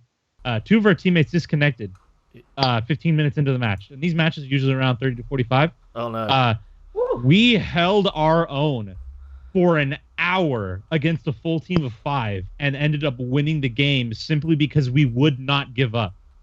Like it was some insane moment like that, and I missed that game so much ever since it failed a couple years ago, and went out. Motiga pretty much shut down. The game is stuck in the Perfect World archives for the rest of eternity. We'll never see it again. I wouldn't mind hearing the story behind that game, because at one point it looked like Microsoft was funding it and were going to fully invest in it. It was on their stage. Just backed away a little bit. Yeah. It was, yeah. And in a lot of ways, Microsoft coming in to fund the game kind of signaled a little bit of the death knell for it, because when they put in funding for the game, which was great, but it came with the stipulation that they had to support the Windows Store and UWP and all this other new infrastructure that they were not ready to support. So they had to retool a lot of the game to even get what Microsoft wanted in it. And in the end, Microsoft dropped out. You know, like all that tooling became for nothing. Yeah. You know? But good news recently, after the game had died, a group of Gigantic fans on the subreddit and in forums and on Discord got together and said, we're going to build our own Gigantic. Because we love the game so much and we miss it so much, you know? And so their project is called Project Stamina. And it is almost like the best kind of spiritual successor any game could ask for. The good news that came out of this week was that they're going into closed alpha testing this summer. Wow. Like with sending out invites to anyone interested, trying to get people on it, trying to get people testing the damn thing. And I couldn't be happy. Like, the game has been making insane progress over the last few months even. They've already got I think 3 or 4 characters fully made out. They just need to work on the animations a little bit more, but they're basically done at that point. And it's just built on UE4 and all this other stuff. What engine are they using? Do they say what engine they're using? UE4. Yeah, because I was going to say, what you talk about is a testament to how far we've brought tools, right? Yeah. Tools people never get any love, man. Just like UI people. But and it's great too. Tools have come so far that now you can have smaller teams that can get stuff done that bigger teams, used to be the only people that could do, right? So there's a lot of that. I remember Microsoft did something similar with the people who did Explosion Man or Explosion Girl. Yeah, Twisted Pixel. Yeah. So Twisted Pixel was founded by ex-high voltage people. The industry is very small. Oh, really? So I knew about them because of that when they came in. But I remember it was a weird sort of separation, but Microsoft let them retain all their IP, all that stuff. I think that happens at Microsoft a lot. And I knew about Gigantic too because there's some ex-THQ people there that I worked with. We just are deciding we're going a different, and decisions sort of made. Yeah. But always that risk though of dealing with a publisher. There's a lot of those type of deals that are so usually you get paid on a milestone basis, and the publisher has all the power to just drop it at any time. Right? Yeah, it's scary. At least the good news here is because Gigantic was built on a duct tape and baling wire version of UE3. And it showed the game on PC had a 6 GB RAM minimum requirement. Good God. You could not run the game at anything less than 6 GB of RAM. The game would tell you your system is not capable of running this game and would quit out immediately unless you upgraded your RAM. So, and it was a problem that plagued the launch of the game. They never got it solved before the game died. And it being on UE4, all those technical limitations seem to have just vanished into the ether, The animation pipeline is a lot smoother from what I've heard. There's no minimum RAM requirement anymore. And I'm just looking forward to that game so much. You hope it's a success for him. Is it ex-Motiga devs? Are any of them involved? So all of them, the people who started the project were all Gigantic fans. So just people in the fan base. But apparently, and don't quote me on this because I haven't looked into it as deep as I should. But they did get a couple. They did get a couple ex-Motigan developers to come on board and help them out. Wow, that's awesome. As like official staff, which is insane to think about. That this is basically just gigantic 2.0, you know. Yeah. And they were talking about on the latest dev blog where they actually like said, "Oh, we're going to be hopefully releasing Closeout for the summer." Was that they are looking at a console port way later down the road. Yeah. So, I mean, the game was pretty much like an action MOBA. So with a lot of roots in old action games, you know. So it's hoping, cool that can happen. You know, yeah. Fans can get together and bring something back to life. And I've seen that in a bunch of ways. There was another thing that was announced earlier last week.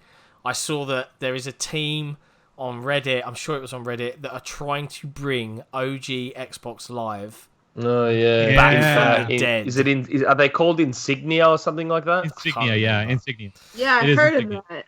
Which is like... It's full OG Xbox Live, like with sign-ups and everything. Yeah. Like, it's full on. Cool.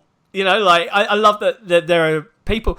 That's the thing about the internet, right? There is a niche for everything out there, you know, weird and wonderful. And there's always a group of like-minded people who are like, yeah, we can do it. And, you know... Go ahead, sorry. No, I was just going to say, from a tools perspective, to Karisma's point, is, you know, I love making levels. Like, I absolutely love it. And, you know, I've got Unreal downloaded on my home PC here. I've fooled around in it, and I've been amazed at how easy it is to build stuff. Like, you know, you don't have to be like a dev, you know, like Unity got big because of that, you know, like it's like creative people could build stuff, you know. It's bonkers, and like and this is the thing, like I've got you know, there's scripting in Forge in Halo is really my kind of forte, and there's scripting and there's other bits and pieces. And, you know, when it gets technical and, you know, X equals Y and then result equals Z, you know, I'm like, blah, my brain's just like, I can't handle that. But when I get the asset pieces and I can think about how the level has a place and how things interact and just all the little tweaks to make it feel like a real place, that's the aspect I love. And it's weird to be able to do that, even with stock assets, and I haven't, you know, gone out and Quixel mega scanned anything. Yeah. To be able to do it and be like, yep, I can light it and just do all these little tweaks. I love that it's that easy, and it bodes well to the future, because the better tools that we have for all those young creators that are just coming up and out of uni or college, the faster that they're able to iterate, the better things will get. It's good that people and can it's do also that. like a consideration too, because like back to the Insignia thing is, no matter, there's probably like maybe, I'm going to say on a good day, 2,000 people willing to boot up an original Xbox, be on live and play Halo. But for those 2,000 people, Insignia is a godsend. Yeah. Because now they can go back and actually play the games that they enjoyed. And with Project Stamina, it's something like where I want this game to succeed because it's filling the niche that Gigantic left for me. Yeah. Because I still haven't uninstalled the game from my Xbox. It is still there. And I will keep it there for as long as I can. Just boot it up occasionally just to listen to the menu music again, you know? And it's just... I really hope it succeeds. And to everyone watching, anyone who was interested in Gigantic when it was released and want to see a project like that, go ahead. They have the website's projectstamina.com. They have a Patreon. I recommend giving them a monetary hand. I want to see this game succeed, like 100%. Yeah. Cool. I think the other thing too, like, you have to give Apple some credit as well, even though they didn't want to be associated with games, even though they were making all their money from games, but you can't blame them. Was that, like, Steve Jobs really innovated the pipeline from really great tools to publishing.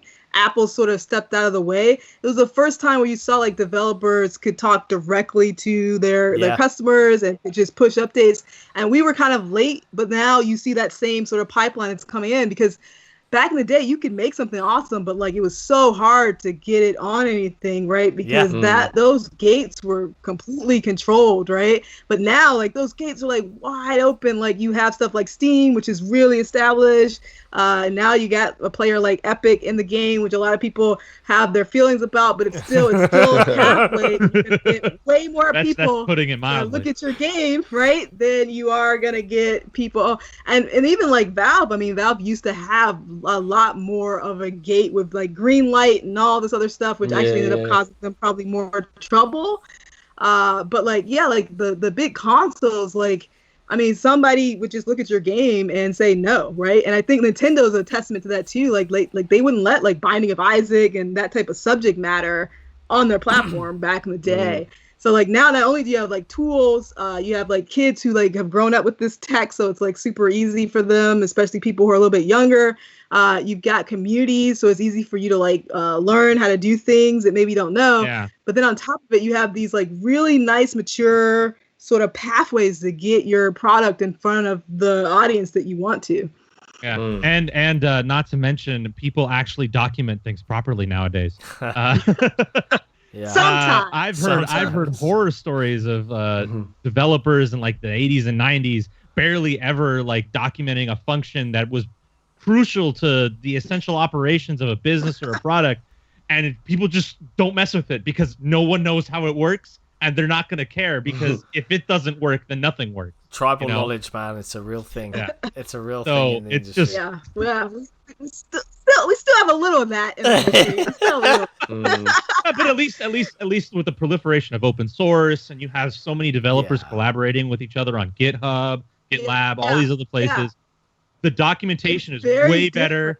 It's way better. Yeah. People know what they're doing. You can have a guy that has no idea like what this project is come on board to the GitHub repo and become a contributor within 2 weeks just from adding like essential changes from looking at the code that's right there in front of them, looking how it matches with the documentation, just figuring it out from there. Like it's just insane how fast things happen nowadays. And there's always there's always that phrase since Apple kind of did that in the industry. There's an app for that, right? And it's like when we were doing this podcast, I was like, I like to vape, and the idea of not vaping for 2 to 3 hours wasn't on my list of fun things to do. So I'm like, well, and also I don't want to annoy everyone with this noise, so I'm deliberately not going to use my little app, right, so that you don't hear this all the time. So I have a little app because I was like, I've got a Snowball, it doesn't have a mute button on it, I don't want to click the mute button because then you'll hear my mouse move or you might hear my keyboard go. So now I have a little app. I just press the dot on my numpad and I press the decimal and I just mute myself.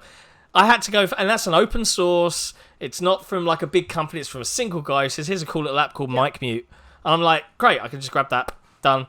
And I love that. I love that environment exists now, and I like that Microsoft is finally embracing open source. And I saw an article, I think it was either on The Verge or Windows Central. It was like, you know, back in the day they were totally anti-open source. I think it was titled like "We Fought the Web and the Web Won," because the internet was just so powerful. It was like, no, you can't control it. Like, let everything be open source. And well, and that's sort of like that culture shift, right? Like for me, it was like you couldn't like use certain languages like without it being a problem. Like I know that like I wanted to build certain stuff that was like using more open source web technology for something internal, by the way. It wasn't even external, and we had to like go through legal and, you know, come up with why SharePoint wouldn't work. And I just don't want to deal with SharePoint.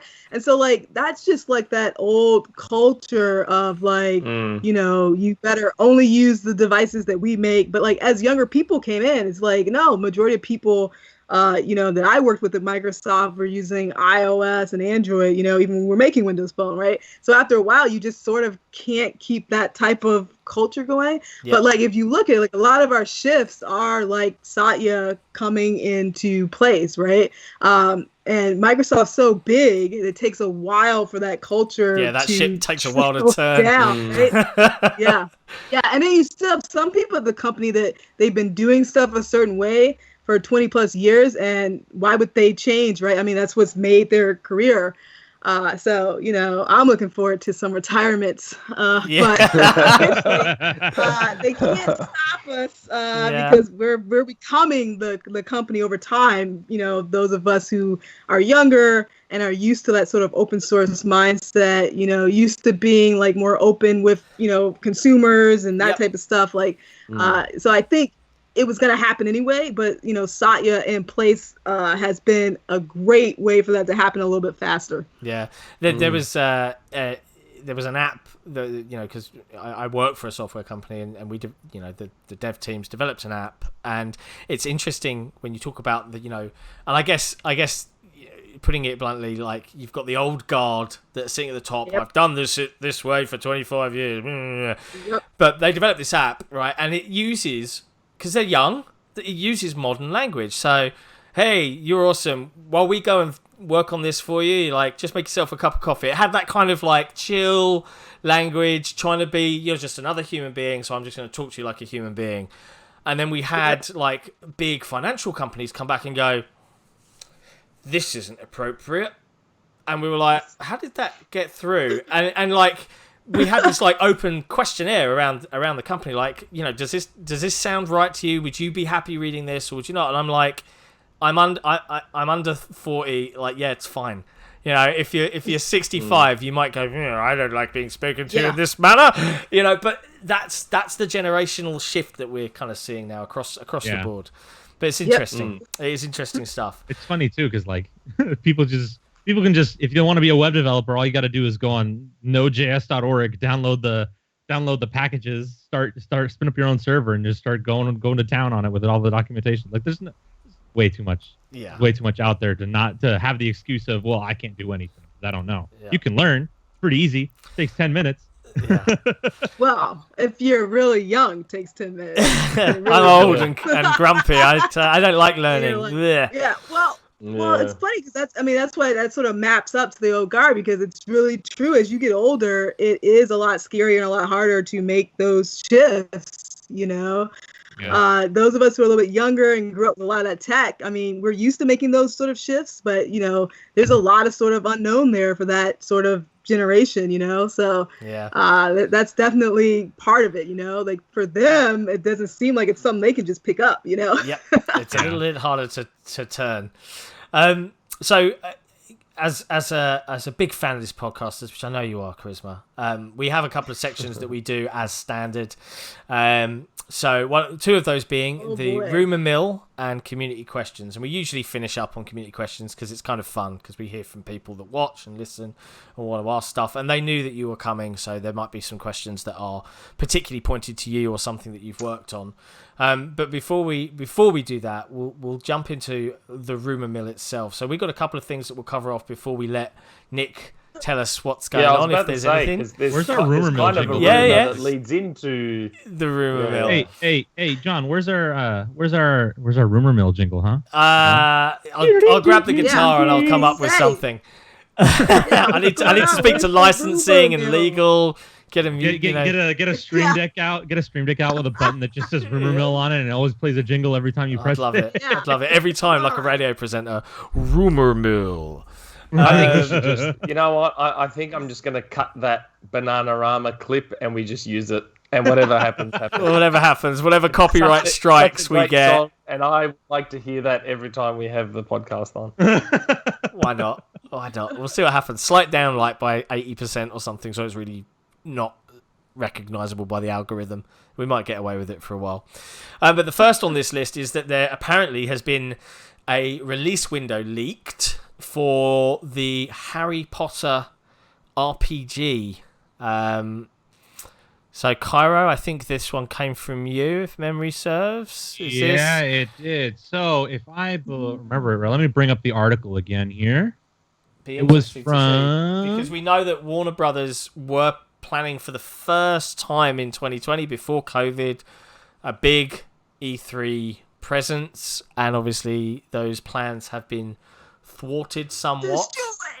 They've been adjusted somewhat. Yes. I wonder why. According to an article on Game Rant, a user on Reddit by the name of u/CoreGraven said Warner Brothers is in talks with one of their distribution companies to have subtitles ready for one localization of a Harry Potter game for 2021. The user did not name the country, the distributor company, or the language of the subtitles requested, but he did believe that this information relates to the game that leaked alpha footage was showcasing. Warner Brothers has remained silent on the game since then.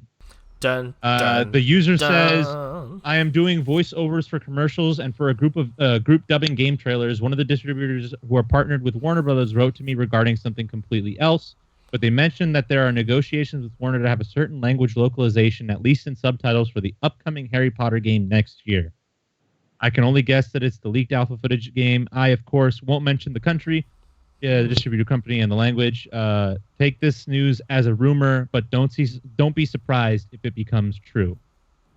Okay. So, an alleged voiceover person coming out with this. So, take that for what you will. Game Rant obviously thought it was enough of information to make an article about it. So, I wonder if that'll be a good game.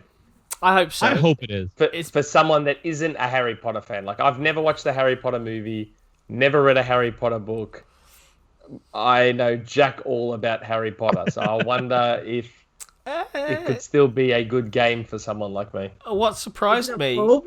Is it a mobile game? No, I'm not. So this is where I'm kind of like, about this rumor is when that alpha footage leaked. Yes, it was an alpha, but it looked surprisingly good, even though it was off-screen mobile footage. It was and a lot of people assumed it was a vertical slice for like a game trailer coming out or something, but that never materialized. Exactly, but that's where I'm kind of like, on that is I've played a number of alphas in my time, as I'm sure most of us have, and some of them look really bad right up until the last sort of 2 months when the game's actually about to ship, right? So, which leads me to believe that if that alpha footage actually turned out to be real, like maybe something happened in development which caused it to be delayed for so long, you know? Because that leaked alpha footage came out late 2018? Like it was pretty around there, you know? Yeah. And like it's been 2 years since then. We've heard nothing. Yeah, I mean, it could have been a vertical slice, you know? Yeah. Could have been, yeah. Which doesn't tell you much, because we can make stuff look really good with that vertical slice. But then it may have been like the pitch, essentially, maybe. Yeah. It's hard to tell about where... There's a lot of projects that end up in limbo. There's a lot of projects that were supposed to align with something. I definitely see Warner being one of those alignment companies, you know, at least they've tried in the past, and then that thing ends up getting moved. Because it might be, like, we're due for another Fantastic Beasts movie at some point soon, right? Yeah. So it kind of makes sense if Warner wants to do like a big Harry Potter news blowout, like sometime later this year or early next year. But they're like, oh yeah, we're also making a Harry Potter RPG. Yeah. Well, what if it was someone's attempt at a Deadpool situation, but with a Harry Potter game? Yeah. Oh, where like the Deadpool... So WB knock it back, and so whoever was part of that team that put together that pitch turn around and leak it on the net to see what the response is. I mean, that's how the Deadpool movie got made. Well, the Deadpool movie got made not because the team turned around and said leak it. It was because Ryan Reynolds said, screw you, I want this movie, so I'm going to tell people about it. Yeah. So I just thought maybe it's a similar scenario. It could be. I mean, we'll never know. We'll never know about something like that. That's the thing, right? You'll never know, especially when like third parties are involved, because we have like a big presence here. I mean, Monolith is here, obviously. Did all the Lord of the Rings games. Yeah. And they tend to, their internal development tends to be kind of working on certain franchises, right? Even Monolith here helps out, in Chicago as well. Yeah. But there was like another game too that was similar to that. I think it was called, what was it called? Like Welcome to Vegas or something like that. There was like a whole studio in Seattle that was working on that, and it was like an open world game, and it looked awesome. It looked pretty much done. And then, there was like this whole big buyout happened where Midway got bought, and that whole studio went away, and that game just never came out. It was like pretty. I mean, it was pretty close, but just didn't happen. Yeah. So I wouldn't be surprised if Warner Brothers does this as like a big Harry Potter blowout at some point soon. Because if they're aligning it with something, it just makes too much sense for them not to do that. You know? Did they do the because remember they were supposed to do the Harry Potter augmented reality one? Yeah. Right? Yeah. They tried that. I think that was the case. So, be interesting. I mean, from all the speculation, they were saying it was going to be a full-fledged like RPG, but in the style of like a kind of Persona game. I think I remember what the rumors were saying, where like you play through the school year as a new student who's just transferring in, and this takes place in like the late 1800s Hogwarts or something.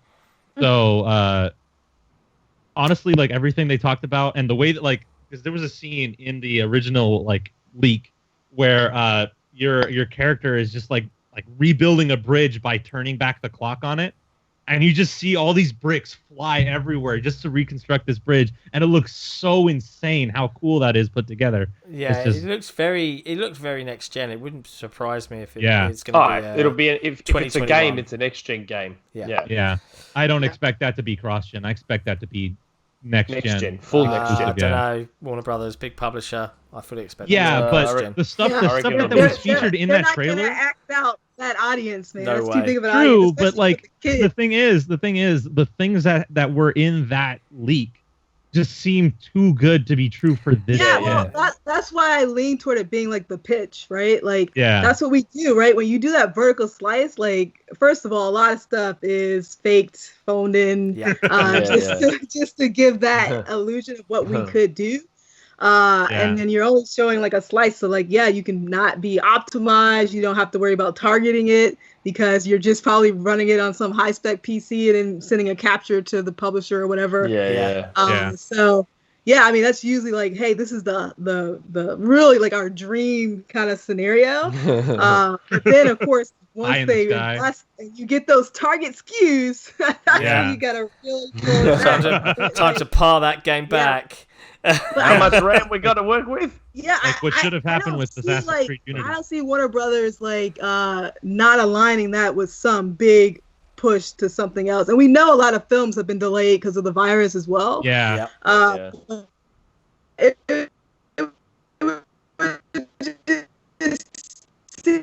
seemed weird to release that aspect with Harry Potter world. I think it just would be weird. They definitely would seem like a line between issues, figuring out whatever that other. Yeah. Yeah. Yep. I think so. So that's one. The other. Well, it's funny. I was going to say it works out well that we've got Karisma on, and this popped up literally just in the last couple of days. Project Mercury was the thing that we saw pictures of from Microsoft on Xbox. I don't know anything. I don't know anything. Don't you do this to us? I love to see if you guys just send me who sent that out. Someone's getting fired. Hey, that's part of what we do, right? In security is we are definitely the ones policing leaks. And I think a lot of people have seen how serious Apple is, of course, with leaks.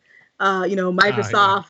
Just as serious. A lot of times, a lot of these companies sort of know, and they just, sort of trace.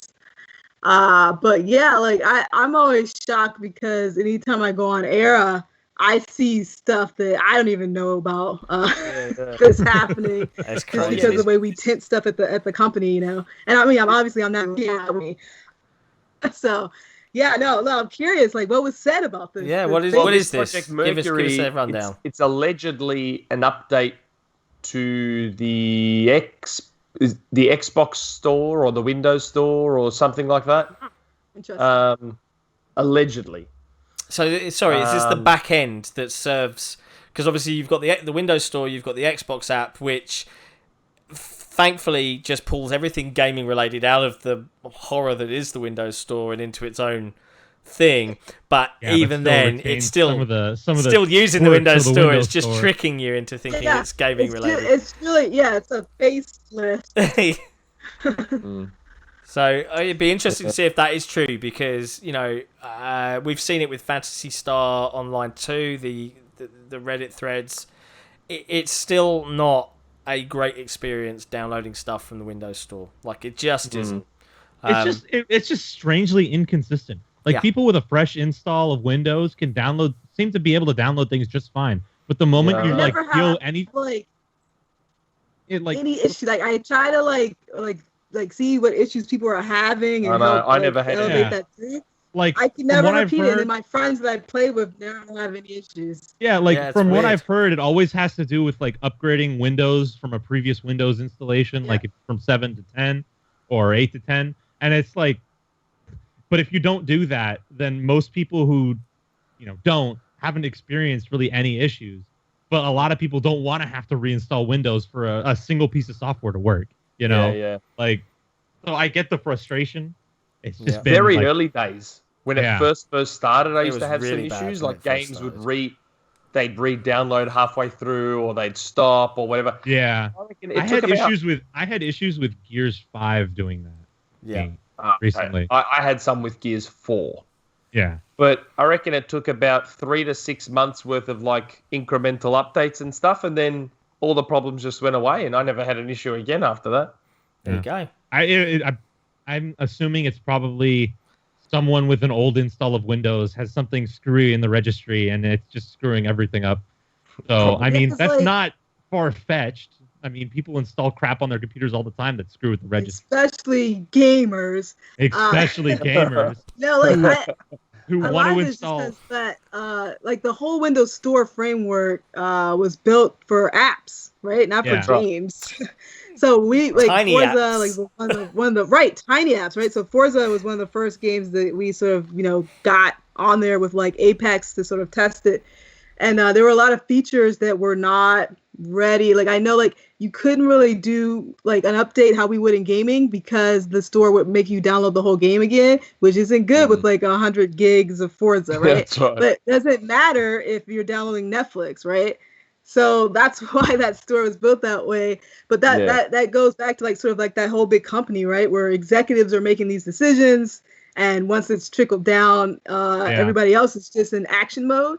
So, like, I know, like, with Forza, we worked really hard to kind of, like, work with the Windows Store to get some of that stuff sort of fixed for what we were doing.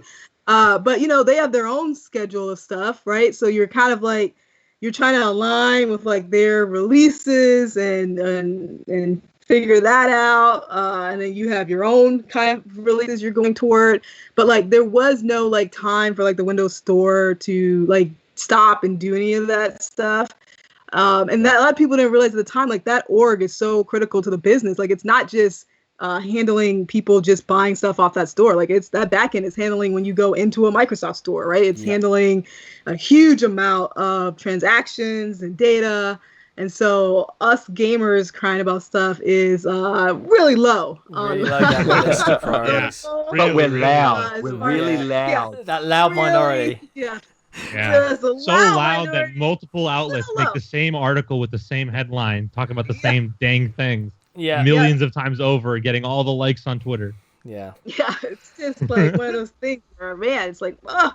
No, like, I mean, gaming didn't get. I mean, we didn't get more people, right? So you had the same resources that had to put out a full game and all DLC. Have to figure out how to now make whatever custom engine they were using work for PC, add in a ton of UX and UI, which basically franchises had never thought about. The work that went into Forza was amazing, because you had a game that was built from the ground up for controllers, for Xbox, so there was a lot of extra work that all the teams sort of had to do on the fly when then this executive order sort of came in. But at the same time, you have to have sympathy for your coworkers in the other org, because the same thing happened to them, right? Like, they were on a path of building this thing that handles apps. Yeah. And then got told, oh, we're putting 100 gig stuff on the store now. Fun. I mean, yeah, with games like freaking Modern Warfare 2019 taking up almost 200 gigabytes on your hard drive. You kind of have to, like, need the system to work. Yeah, and then there's things like the insane decisions. I think it was a Call of Duty, I can't remember which one it was. It had no crossplay with Steam. or the other PC versions. That was Modern Warfare 1. Yeah, Modern Warfare Remastered with Infinite Warfare. That was Infinite Warfare. It was Infinite Warfare with Modern Warfare Remastered. Because both of them play operate on the same thing, with anyone else, where the majority of the user base was going to be. So you probably had like 12 people on the Windows version. Like, guys, can we get a calendar going? I think that's all the big companies. But I think it's like all the big companies were sort of trying to figure out ecosystem, right? Once you go service, your ecosystem's critical, right? Yeah. Like that's where you're gonna get all your data, everything. And so I think everyone was trying to figure out how that could work. But like I said on Era the other day, but now companies know how to track you wherever you are, so it's not as big an issue. Yeah. It's just really it's just allocating the right resources in the right places, right? Yeah, absolutely. Yep. So I guess from that, Nick, have you got anything? No, we got one more. Oh, you got one more? There's one more. What was the one more? There's the thing that popped up with Xbox the big and thing. Sega. Yeah. So Isn't there was Sega rumor coming about that Sega was Sega. You know what? I'm not going to change how I say it. I don't care. Hang on, let me just cast my mind back to how games are introduced. Sega. Yeah. Okay. Yeah. So good. So good. No, if you guys are going to butcher the Greek language when you say beta, even though the Greeks say beta, then I can say Sega. Yeah, okay. We'll let you off. But carry on. There was allegedly some big Sega thing happening, and they translated it as Sega's going to rile up the industry. So there's rumors floating around. A lot of people mentioning acquisitions. That's not going to be the case because it was related to tech. So a lot of people think either mini consoles, Sega's going to get back into the console business. And a lot of people started digging up old rumors that mentioned Sega. So there's this Reddit rumor that was like, Sega has been developing a next generation console in secret, and it was going to depend on the success of Mega Drive Mini. It was going to be a surprise announcement at E3 2020. They're also looking at a Dreamcast Mini, a Saturn Mini. Now, that's the most exciting part to me. I would be absolutely rapt if we got a Dreamcast Mini and a Saturn Mini, because the Dreamcast, as many would know, is my all-time favorite console. I love that. Mine is still hooked up, and my Saturn. Yeah. So I would love a Dreamcast Mini. But yeah, there's other rumors. Like today, there was one that popped up from some random Twitter account, and I have no idea what it is. But something I know I've mentioned in the past about Microsoft's attempts at success in Japan. Yeah, I've always said, why don't they just partner with Panasonic or Toshiba or Hitachi or one of these Japanese companies and just rebrand Xbox under that banner? It's something that's happened in the past with plenty of technology. Yeah. Because no one in Japan cares about Microsoft and Xbox. But if it's a Panasonic something, you don't have to call it Xbox, give it another name altogether and call it the Panasonic something or other, they may buy it. Yes, that's a great console name, something or other. Yes, something or other. Go through marketing just fine. So the rumor that popped up today was that's what this is. This is Sega partnering with Microsoft to release the Series X in Japan as the Sega Series X, as opposed to the Xbox Series X or Microsoft Series X. It's going to be the Sega Series X. If you're going to partner with Sega and for a console release specific to Japan, why don't you just freaking call it the Dreamcast 2? Just throw that on. Would the American ego allow that? I don't know. I doubt it. I'm sure it's a garbage rumor. It's just our issues in Japan, it's really cultural, right? Americans don't change for anyone, right? It's just a cultural thing that we have issues with. A lot of issues. But it is, right? Even if you look at comments on American as tourists and all that type of stuff, we totally expect cultures to sort of bend to us, right? I think there's a big difference with Sony and Nintendo where they did everything possible to meet like the demands of like a new culture and audience, right? Like Sony was like far more Japanese than they are now. Like even them like grabbing the Call of Duty stuff and doing all that. Like Nintendo did a lot of research before they released stuff over in the US. Like they knew Americans would give up quicker, so they purposely made sure games weren't, as hard. They also knew that we were marketing stuff as like boy and girl in the 80s. Like you couldn't be in the middle, and so they had to like choose where to put like other cultures do a lot of that when they're coming to deal with America, but like we as Americans we really struggle with that. We really struggle with like putting ourselves in the shoes of other cultures for whatever reason. We're not great at it, or we'll do it for a little bit and then we'll just sort of like, why are we investing there? We'll pull it back. We're just not that. Even looking at our content that we fund, like we just stay away from certain stuff. And I think that also was sort of like, if you look at like the PlayStation library, like they just have, it's so diverse, right? But they have a lot of stuff that really wouldn't hit the American market as rah, like they could like a Persona, just even stuff, we very much are like the macho, American system. The dude right? bro that was sort generation, of how that's how it's always sort of sold, right? Like, which is like frustrating for a lot of people internally who want it to be different and want to see some different stuff. But yeah, if you look at the stuff that's our bread and butter, that's because that's where we put our resources. Yeah, although I do think that Game Pass has allowed for a little bit more of that diversity and variety of games. Like it's getting better, and I hope that there is a little bit of a renewed investment next gen into that market. And I don't play those games particularly. I don't play Persona. I'm not going to jump into the next JRPG. But for those that care, those that want them, when you see a developer like Atlas just being like, nah, Xbox who? It's kind of like, it's the overall. I guess feeling it gives towards the brand. If you're that indifferent, if you could but won't, just because you don't care, like that sends a message. It's also too like it's also that cultural thing, right? Like Sony being in Japan, like if you and I grew up in the same neighborhood, we're doing business, you know? Because we're cool, and then like this other dude from the neighborhood approaches you, and you're kind of like, nah, I'm making enough to get by. I don't need to deal with these guys, and they don't even know how to talk and deal with that side anyway, so I think like a lot of it's been, once again, like it's getting the right people in those engagement roles that can go out and engage with those different kind of companies that are very much embedded in different cultures.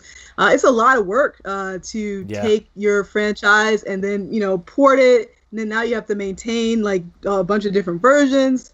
So I think a lot of people who are making stuff, like we were never in it to get rich, right? So if you're making enough, you're comfortable and you trust the partner that you're dealing with, by that time you've heard so many horror stories about people dealing with other partners that it's so much easier to just stick to that status quo, But I do like over time we've seen more of this stuff sort of open up. Because it's better for the product too. At the end of the day, it gets more exposure. People who wouldn't have played it because they are in one ecosystem are now playing it. We're seeing a lot of that on PC now. A lot of different stuff coming in that would have never made it to PC. So I always think it's just a matter of time. When we get the new generation in, we'll see a lot more of that sort of happen. We're building. Yeah, we have the technical frameworks built now, right? So now it's really just a relationship sort of thing, Yeah. That's where you need people like me coming in, kissing ass for a living. Over there. Yeah. Okay, well, yeah. And I think that's the other thing as well, it reminds me of, is that Microsoft needs to do better at localization. Like, I see it so much on online forums and discussion boards and things like that, is why isn't this game in my language? Even if I'm, a tiny country, like why, if you're releasing here, release it in my language and with language that makes sense. And it was like, I saw some Twitter post on the word achievement in Japan. It doesn't mean, trophy from the Sony side means something, but achievement doesn't really translate well in Japan. Yet they've never made any effort to change it or reword it in a way that would make sense for a Japanese consumer. And it's these little things that just would make someone on that side of the pond think, this isn't for me. That's a shame. Yeah. That is a shame. No, I mean, I always tell people, like, what if Final Fantasy had completely broken English throughout the whole game, But, like, no, that's definitely, once again, like, that's a cultural thing, that localization, because it's very close to UI, so a lot of us on the UI side deal with a lot of that stuff. It just ends up so low on the totem pole and doesn't get the funding, the resourcing it needs. A lot of it gets outsourced now. It used to be done internally more, I think, but now there's a lot of outsourcing involved. And really, it's just those people who are just looking at the bottom line. They're like, add this cost for what percentage? And, it's just one of those things, right? That, like, it keeps getting tougher, but, we're getting there, like, I know with, like, the Forza release, we added, like, Arabic and a few other things. And, Forza's got 200 plus menus that we had to actually flip so the language would flow differently. And so that was basically one of the most UI engineers spending 3 days we could work going forward. And then I came in to help with getting it to sort of, like, fit. And then luckily someone else on our team could actually read it, because, like, it's really hard. Like, I can't tell if, like, the script is cut off or not, because I'm not a native reader, right? So you have all these sort of issues that kind of come up. And really, most companies are going to say, I'm not going to have my, lead UI engineer spend 3 months. It just doesn't make sense to do it. To have them work on a feature. Yeah. Yep. So it's all interesting, but will we see anything Microsoft and Sega related? If I had to guess, I don't think so. If I had to guess, it's either, if Xbox is related, it'll be like Yakuza, where they've got some games that were formerly off Xbox on, or it might be, like I said, I think it's hardware, so I reckon it might just be a Dreamcast Mini and a Saturn Mini, or at least that's what I'm hoping for anyway. Yeah. But I better see Jet Set Radio Future. I better see. Maybe we'll see. Ask the BC team. Ask the BC team if it's happening. Yeah, I'd love to see that. I know I've got some friends that are big fans of Jet Set Radio, and they'd love to see that. But wouldn't you love to see a brand new, like, let's revisit the IP? Jet Set Radio, Infinite. I don't know. Pick your buzzword of the day, and then, like, with all the shiny HDR graphics and online world, all that kind of stuff. Wouldn't it be cool? Sunset's close. Those things. But have you got anything of your own, Mr. Shpeshal Ed, for the Rumour Mill? I do this week. So it's a couple of things, or at least a couple of things I'm allowed to say. One is sort of, like, pretty damn obvious. Like, I think a lot of people are expecting it, just we haven't really heard anything yet. And the other one, please take it with a massive grain of salt. Okay. Massive grain of salt. So the obvious one. Now, in our last episode, I alluded to something that I was going to say, but then there was a tweet from a publisher which kind of stuffed it all up. Yep. So that was Square Enix. So Final Fantasy XVI is going to be announced this year. There's a decent chance it might be at Sony's show. Yep, makes sense. There's a chance. I don't know 100%, but there's a chance it'll be announced there. But Square Enix will definitely be announcing Final Fantasy XVI this year. So for people that care about Final Fantasy, there you go.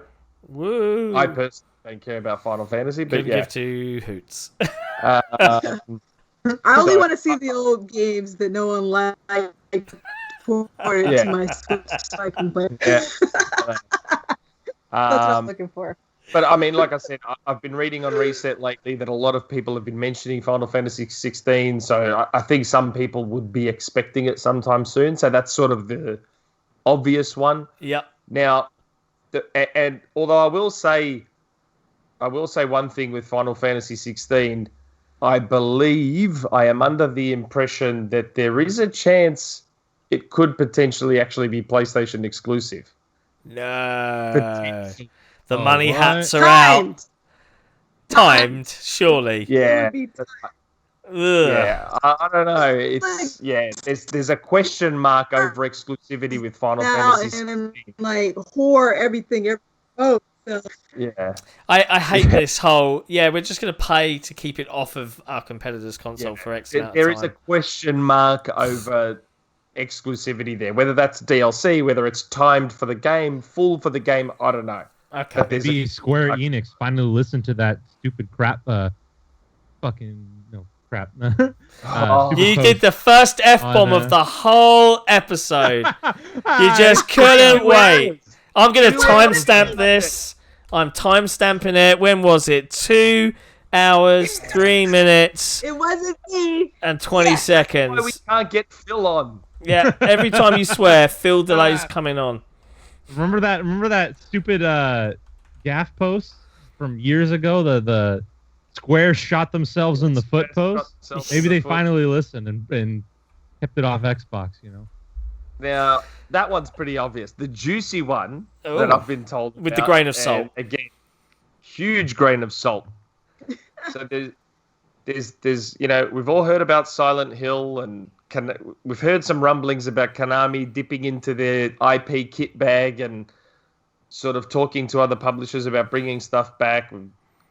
But I have been told there's a chance, it's a rumbling, that Metal Gear Rising Revengeance 2, I don't know if anyone remembers that 2 logo that popped up quite a long time ago, and we heard nothing Platinum, about wasn't it? Yeah, I've heard that there's a chance that Metal Gear Rising 2 is coming back. Wow. And it will possibly by Platinum, but that's not the juicy part. The juiciest part is that there's a chance it's exclusive to Xbox. No way. The juiciest. That's why I said huge grain of salt. Yeah, I said a truckload of salt on that. Yeah. No way. Yeah, there is a chance. Because I know that there's always been talk about Sony being in money hat mode, but that doesn't mean Microsoft's not doing some money hats of their own. Interesting. It's not just Sony in this game. So that's, again, that one is, please take it, because after what happened with Elden Ring, I'd be a little more cautious with how upset people get when something doesn't happen. Yeah. So, yeah. There's a guy. But you know what? But things change all the time, though. That's what people don't get. No, when some of this stuff comes out, it could, right? Yeah, and then it could change, right? You just look at Scalebound. I mean, that was a shock to everyone, I think. Oh man, yeah. Well, there's a guy on our YouTube channel that doesn't matter what video it is or if it's related to Elden Ring in any way, shape, or form. He'll pop up and be like, "Oh, hey guys, love the show. Can I ask you about Elden Ring? And do you know if it's going to be on?" And it's like, yeah. When we know something, we'll tell. But right now we know as much as you do. We heard it was going to be at X, Y, and Z. The big virus pandemic thing happened. Everything's gone out the window. Everything changed. But well, it's funny because I think Microsoft actually switched strategies, right? Which is why they let Call of Duty go. It was instead of spending that money to kind of Moneyhat exclusives and stuff like that, we're going to spend that money to invest in our internal studio infrastructure. And so since we haven't seen the quote unquote payoff yet from the recent acquisitions, I would think, if I was a business person, I would probably not want to start, throwing money at stuff until that new initiative, gets fully solidified, right? Yeah. Well, but here's the thing, though. There's a few types of money hats. So something like Final Fantasy XVI, that was never not going to happen, right? So Final Fantasy XVI, let's say that turned out to be a PS5 exclusive. That is a flat-out, old-school money hat. We don't want it on Xbox. We want it on PlayStation, so we're going to money hat it. But then you've got situations like Bayonetta 2. So Bayonetta 2, that wasn't going to happen without Nintendo getting involved. Yeah. So to me, that's not a money hat. To me, that is Nintendo saying, you know what? believe I in reckon it. our fan base would like Bayonetta 2. Right. Let's talk to Sega and see if we can organize a way to make Bayonetta 2 happen. To me, the only reason I'm slightly believing Metal Gear Rising Revengeance 2 is because, to me, that reeks of Phil going, you know what? I reckon our fan base might Metal Gear Rising Revengeance 2. Let's talk to Konami and see if we can make it happen. Because let's be honest, Metal Gear Rising Revengeance 2 isn't something that was probably definitely going to happen. Yeah. Regardless. That's something where Konami would be like, I don't know if we want to fund a game like that, but maybe if one of you pay up, we'll let it happen. Yeah. So maybe that was Microsoft. That maybe Phil made the trip over, said, let's make this happen. Let's mend a bridge with Platinum over Scalebound. We'll let Platinum make Metal Gear Rising Revengeance 2, and we'll get that on Xbox. That's the only thing that makes me nervous about it is the Platinum relationship. Yeah, I still have no idea what's going on there. Those feelings. Because you see it. You see, like, sometimes they're like, hey, both sides. I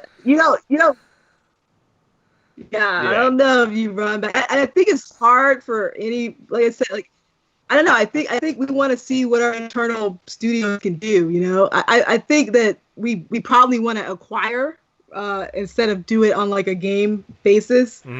But who knows? You never know. They do have Xbox Global Publishing, and that's what their job is. Their job is to come up with these second-party efforts. So something like Rise, something like for them. Dead Rising 3, Sunset Overdrive. Like, that's sort of what Global Publishing is doing, which makes me think that if Metal Gear Rising Revengeance 2 was happening, it would come under Xbox Global Publishing. They'd be doing the deal. Even with our publishing, I mean, we actually changed a lot around how publishing worked as well. And even with our publishing, a lot of our publishing is focused on stuff that we sort of almost fully own. Age of Empires, we've got the flight stuff. We've got, we bought Playground in-house, so I really think that we're trying to change our approach a little bit. I don't think we've had enough time yet to see if it's going to work. But I wouldn't be surprised if there were talks. I don't know. It seems far-fetched, but you never know in this industry. No, and that's why I said that one is the big grain of salt. Yeah. So it'd be cool if it happened. But yeah, that's the. Please don't get upset if that doesn't happen. No, it's too late. I'm writing my clickbait headline for WCCF Tech right now. So the Forbes contributors are going in all in right now. Okay, so yeah, that's an interesting one. So I guess we'll close this out, and I know that we posted a tweet. Or I think you did, Nick, actually, because I was asleep at the time. I woke up to it. I was like, oh, cool. Christmas coming on. It's taken a while to put it out there, so I thought I'd do it. Yeah, sorry. I usually do it on the Friday or the Thursday, and I was snoozing. I just woke up to it. So that's synergy, mate. That's teamwork across the oceans. But yeah, we have a segment on the podcast which we throw out to the XboxEra community and the Xbox community in general, to get our thoughts on various topics. And obviously, as we knew you were coming on as a guest, we kind of shared some detail about you and let them ask some questions to you across forums, Twitter, and the Discord. Do you want to go first? Do you want to go all in with the Discord, Nick? I can go Discord if you like. Yeah, whichever you fancy. What do you fancy? There's quite a bit in there. There's quite a lot to go through. I'm just conscious we're 2 hours in. Charisma as well. Okay. Proven has asked us, do you expect any mic drop moments at the PS5 event? No. I don't think so. Part I think about being in the industry, at least for me, is I that's the part you lose, right? Nothing excites me anymore, or I will accidentally know somebody who's working on something, and so you're like, oh yeah, so and so has been working on that. Yeah, that's the part that kind of sucks. Nothing is shocking, even surprise. if it's something you didn't know about. So I don't have as much fun, I think, as fans do. Yeah, it kind of sucks. And you have to be very careful on what you say. Unfortunately, you know how the sausage is made. Yeah, it's a shame. So I guess if you know how the sausage is made, so to speak, I guess the simple question would be: would you expect any mic drop moments? Yes or no?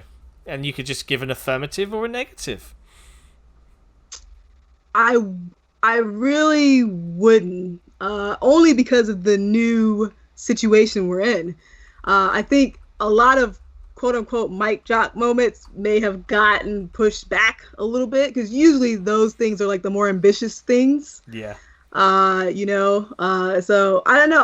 I feel like because now everyone's had to, change their show, the format and all that stuff, that we're getting a lot more conservative sort of things that are getting dropped, So technically, I think the last time Sony did like a reveal, people were getting all hyped up on Era, and it was like nothing, a big nothing bird for the most part.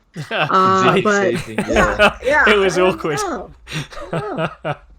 just sort of like, Yeah. I expect I don't know. them to announce that it works. Here it is.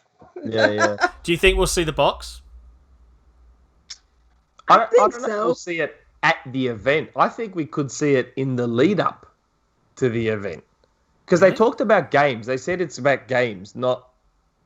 Yeah, I don't know. Yeah. Yeah, that's right. Because they're doing like the more the content showcase, right? That's right. So I think we may see the box in the lead up to the show, rather than, because remember, Sony loves their random Tuesdays. So the show is on a Thursday, so maybe it's this Tuesday coming up that we're going to see the box. Yeah, it could be a wide article just sitting in ready to publish right now. We don't know. Yeah. Something like that. Yeah. Because they showed the controller, right? Wasn't that the controller that they... Yeah, we've had a logo and a the and that's it.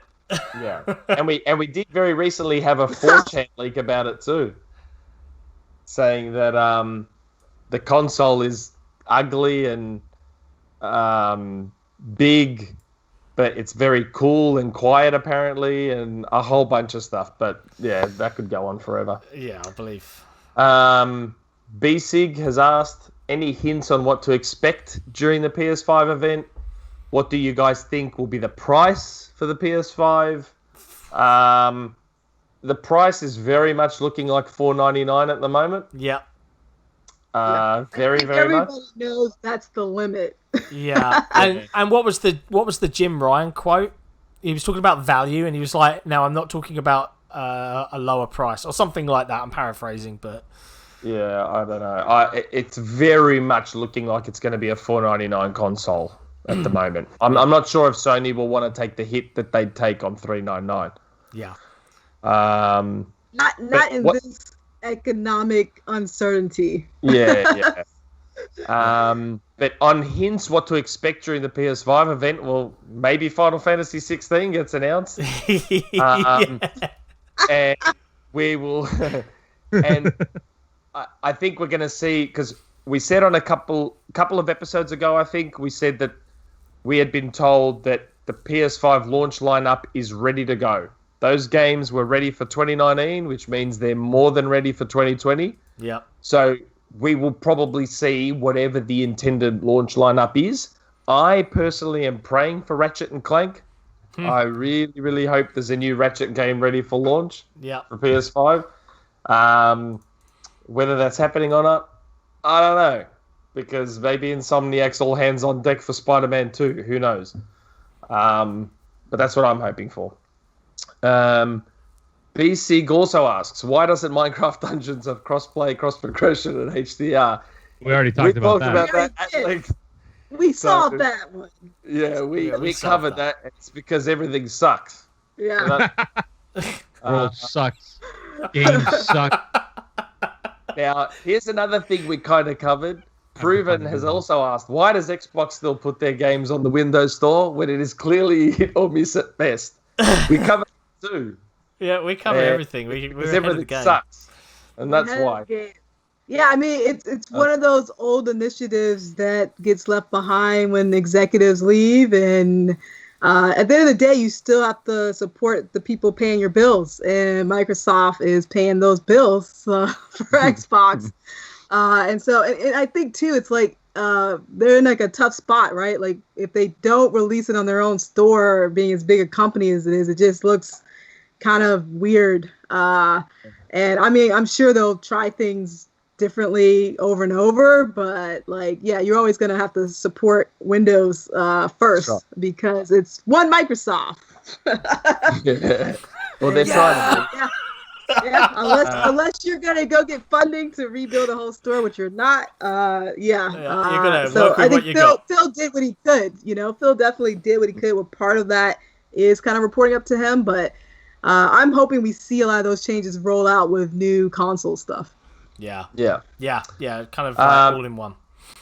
Now, Ashen, someone whose heart I broke with Elden Ring, he has asked, do you think backwards compatibility from the get-go this time will give Microsoft's upcoming next-gen console a significant advantage over PS5 that seemingly will not only have BC limited to PS4 titles, but also only select PS4 titles at launch?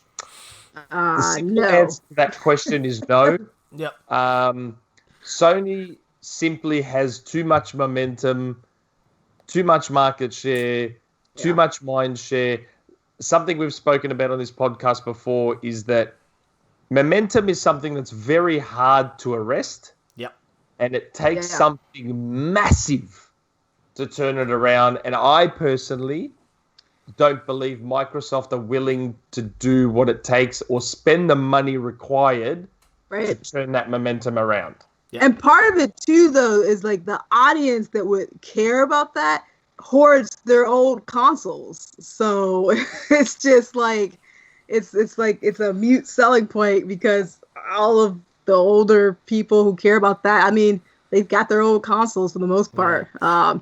And we goes back to we talked about earlier. It's such a tough thing to market to the wider audience, which is what moves that needle. Is that wider audience, and it's just a really tough thing to sell. Or there's a specific game that someone's looking for that's not there, and I think it's going to be. It'll be great to have options. That's what I think. But at the end of the day, I mean, we've sort of trained our consumer base to always play the next version. Yeah, and it's a great PR tick box. Like, don't worry, you've invested in us. We're invested in you. You can bring everything with you. We've got your back.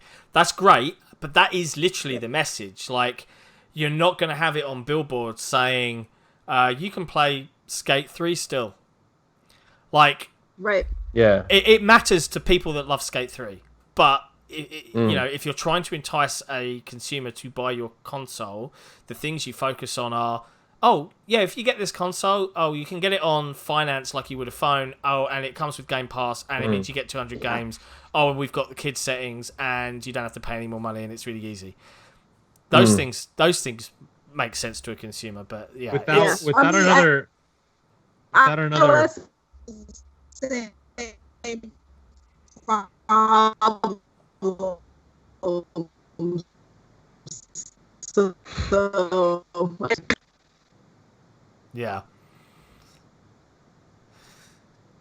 We're lost. I think you garbled a little bit there for us, Karisma. But I'm saying that we sort of thing, right? And every devices games just didn't work. Yeah. What were you saying, Cairo, as well?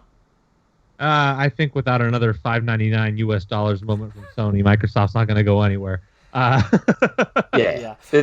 had to come up with something ridiculous like, the PlayStation 5 is going to cost $700 US. Everyone's just going to be like, what? Right, you spent that much money on an SSD? What the hell are you doing? So I'll give Karisma a moment to put on the poker face, right, just in case it's needed. So you can control the reaction, all right? I think there's three things that Microsoft can do to potentially arrest momentum. One, hey, PC players, we're giving you all the games, we're giving you all the services, but you don't have to pay for multiplayer. That's not fair on you guys, the console players. So multiplayer is now free. Games with gold, we're going to relegate it to, we can spend money on Game Pass because that's where the growth is, right? So that's one. That's a big bombshell. Yeah, you can multiplayer needs to be free. Multiplayer is free. That's one. Two, $3.99. That's a big. We're $100 cheaper and more powerful than. It's a pipe dream. It's a pipe dream. It's a pipe dream. But remember, Mike Ybarra or Yikes Mabara, as we often refer to him. He tweeted, and I believe it was price difference like that or a price cut like that is a rounding error for one, a significant scenario for the other. Very important for the other, yeah. Right, and I am pretty sure that there are business people out there saying, but we don't make money on consoles anyway, so we could give a little bit up if we get Game Pass subscriptions with it. Because if you sell a new console, you're going to include a month's Game Pass in it for free. But then those people probably won't turn off their auto-renew, and it will roll over, and you'll make more money from them and get more DLC, blah, blah, blah, blah, blah, blah. So that's two. And three, and this is where you need your poker face on, Karisma, all right? So brace yourself, because if I asked any other Microsoft person about this, they would either tell me not to in advance. So just prep yourself. Three, you release a cheaper, smaller, more affordable console that runs games at a lower resolution. Wouldn't that be interesting?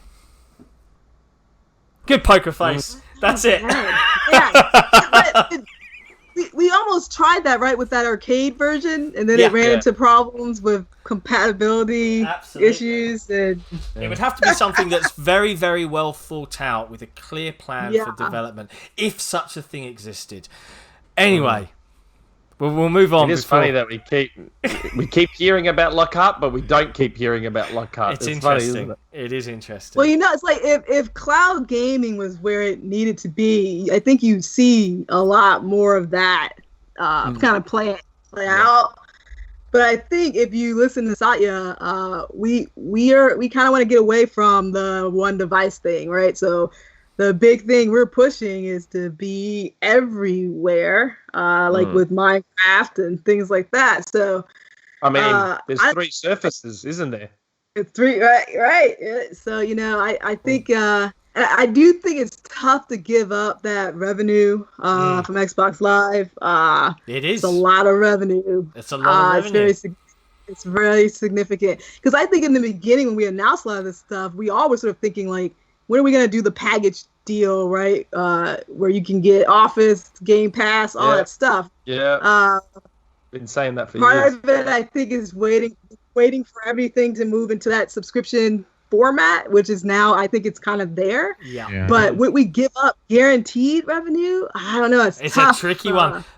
Business folks love their ARR. You've got to do something huge if you want to arrest that momentum. That's always sort of been that issue with Microsoft, right? Like, if we choose to do something huge, it's probably in the Azure space, right? Yeah. But like, I always tell people, I go, well, you have to look at the numbers, right? Like, if you do something huge in the gaming space, the profit you can make is a drop in the bucket compared to the profit you're gonna make. Yeah, from an enterprise level. Azure and all that stuff, I know, right? But like, that's always what happens, though, because that's what makes like Microsoft so different than the other companies who like gaming is their business, right? Yeah. With Microsoft, like, gaming is one of our businesses, and they all need to be successful, and the company needs to be deemed as growing. So I think that part is what gaming has struggled with a long time. Like, gaming is forced to bend to whatever direction Microsoft's going. That's why you see xCloud aligning with Azure, obviously. But it's very hard for that to happen the other way. It's hard for executives that are gaming focused, But no, I think that's interesting. Yeah, I can imagine. My thing is, I hope Phil realizes and Microsoft need to realize that part of the reason Xbox needs to be seen as a little more important than they think is because, yes, Azure makes all the money, Office makes all the money, Windows is everywhere, all that sort of stuff. But Xbox, like, okay, so part of the reason PlayStation and Nintendo are what they are is because there are kids that were born in 1990, there are kids that were born in 1985, there are kids that were born in 1995. that grew up with PlayStation 1, they grew up with the NES, they grew up with the SNES. There are kids that were born in 2011, like my daughter, or 2015, like my son, who Xbox needs to understand that there are kids now that might grow up with an Xbox. So Xbox needs to be seen as Microsoft's potential link to a youth demographic that may then grow up later and use Office and use Windows and use whatever Microsoft has going at the time. You can't just look at the now. You've got to look 15 years down the track, 20 years down the track. And Sony and Nintendo get that. Yeah. They're still getting money off those kids that grew up on PlayStation 1 and SNES, because that's the nostalgia they have, that's the affinity they have, and they'll probably never let that go, because nostalgia, as we all know, is a very powerful thing. So I think Microsoft needs to not lose sight of that, and remember that Xbox is the only foot in that door that they have. Yeah. I think a lot of times too, that's why they got Minecraft, right? And at least internally, like, Minecraft is sort of seen as its own kind of separate business unit almost. That's right? Mm-hmm. So, from their perspective, they probably see that as doing exactly what you're saying. But the rest of Xbox, it's like, it's been, if you look back and look at the former heads of Xbox that like started Xbox within the company, there always were these clashes where, like, the main business people who are always going to have the control just don't get it. They don't get content. They don't get creative. They just don't get it at all, And I think, like, I remember there was talk when I was working on 1 vs. 100 of spinning Xbox off into, like, its own subsidiary so it could kind of act in its own best interest, and then that didn't happen, and then Windows people ended up mixed in, which made a lot of the more gaming focused people uncomfortable, and then they quit. And so there's always sort of been that sort of back and forth. It's like, entertainment is such a different business than the one that Microsoft has experience in. It's really just that simple, It's, if you've seen Phil was quite open about it, I think he said, like, again, I'm paraphrasing, but Satya was like, why are we doing this? And he had to go away and be like, I'll be back. I need to give you a really good answer here. And he was like, if we're going to do it, let's approach it from a mindset of, okay, we've got Office, we've got Azure, we've got Windows. If gaming is, and it is, a multi-billion-dollar industry, if you want to be a player, you've got to be all in or not at all. And I do agree that, there are a lot of people out there that will champion sales and Metacritic scores and consoles sold and all of that sort of stuff. There is an element of, team sport to it, and that's nostalgia goggles coming in and brand affinity and loyalty. At the end of the day, Xbox right now, if it was it's sitting on a silo, it's a profitable business, right? 50 million consoles, X number of users, that's fine. If they want to grow it, like Nick said, there has got to be that big, we are really, really serious about this. And from my perspective, as a console kid at heart, but I love my PC, it is a disparity. It is a weird disconnect to give everything to both, but charge one subset more just for the privilege. It doesn't work in this. We're in both. It doesn't work anymore. And I get that there's probably going to have to be a very serious argument as to why we should give up this revenue, because it's guaranteed and people have accepted it now and it's not going to go anywhere.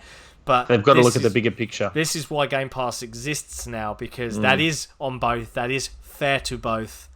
And that's the way I think that they'll try and pivot it. We'll see. We'll find out. It's still my hope. I think a lot of people don't realize that, they look at Microsoft as a company, but Phil gets a budget just like every other business unit, right? So Microsoft's got a lot of money. Doesn't mean Xbox has a lot of money. And and when you're in your hardware release year, everybody is pretty much broke. Nothing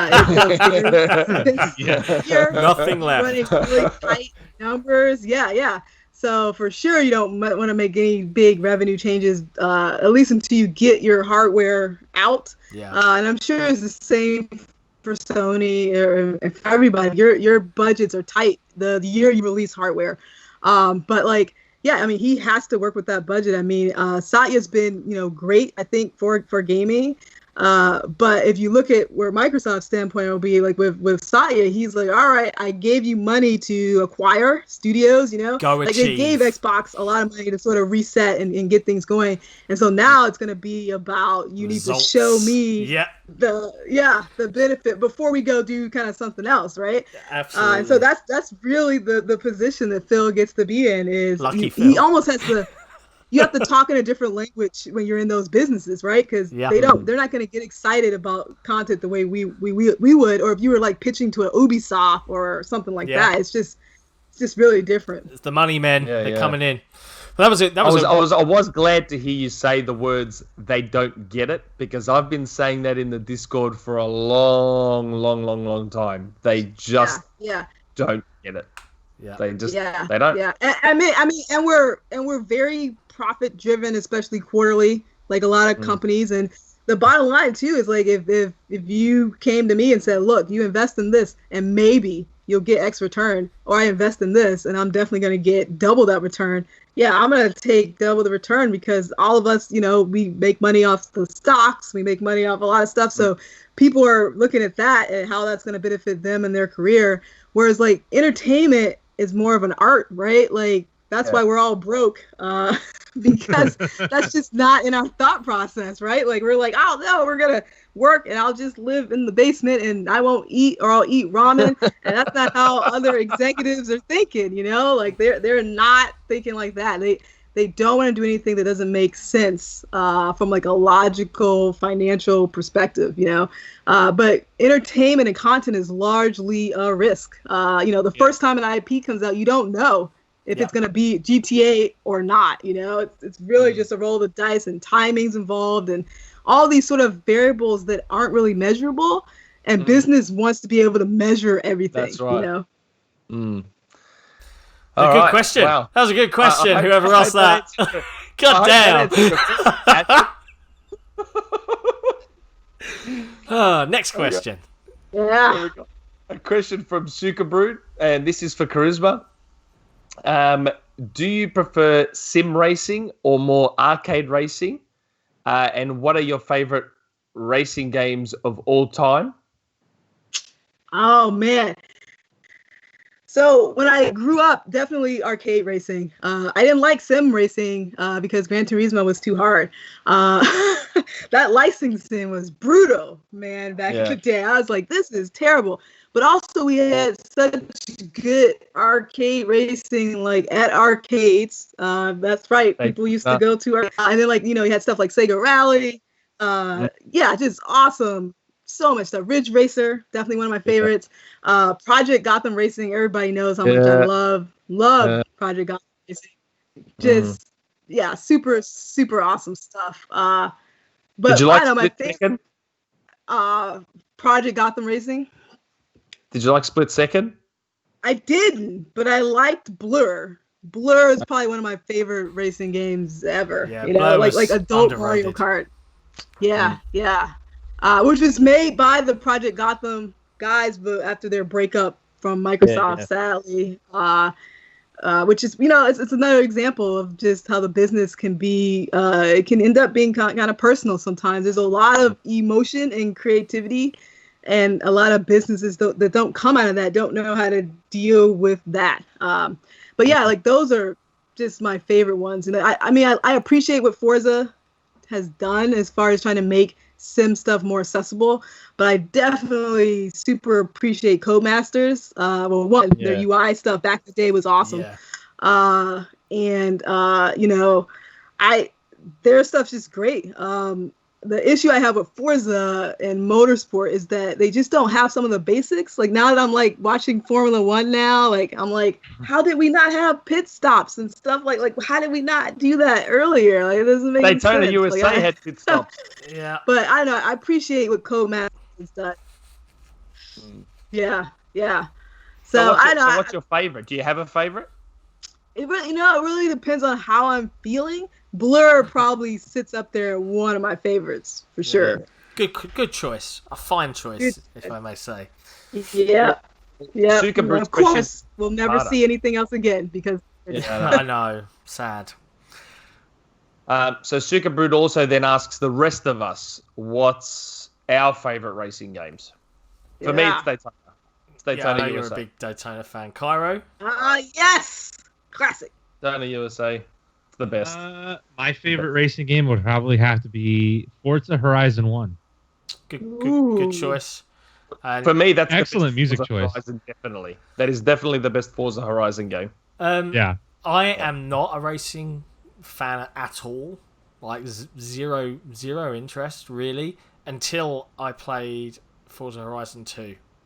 And the intro to that, where they give you the car and you go off, and I was like, this is great. And it was the only time that I became like, I have to keep playing this and doing all the fun events and stuff. And I've been a big fan of the Horizon series ever since. Like, before that, it was just zero interest for me in car games whatsoever. Even my wife, like, she was pregnant with our son when Horizon 2 dropped, and she was like, yeah, okay, I'm just playing this all the time. Yeah. Like, I come home and she'd be sitting there like, so it's good. It's funny that you bring up Forza Horizon 2 because it just reminds me of like a lot of games nowadays kind of lost the whole get up and go aspect, at least at the beginning of the game, where like in Forza Horizon 2, like you said, there's a short intro cinematic.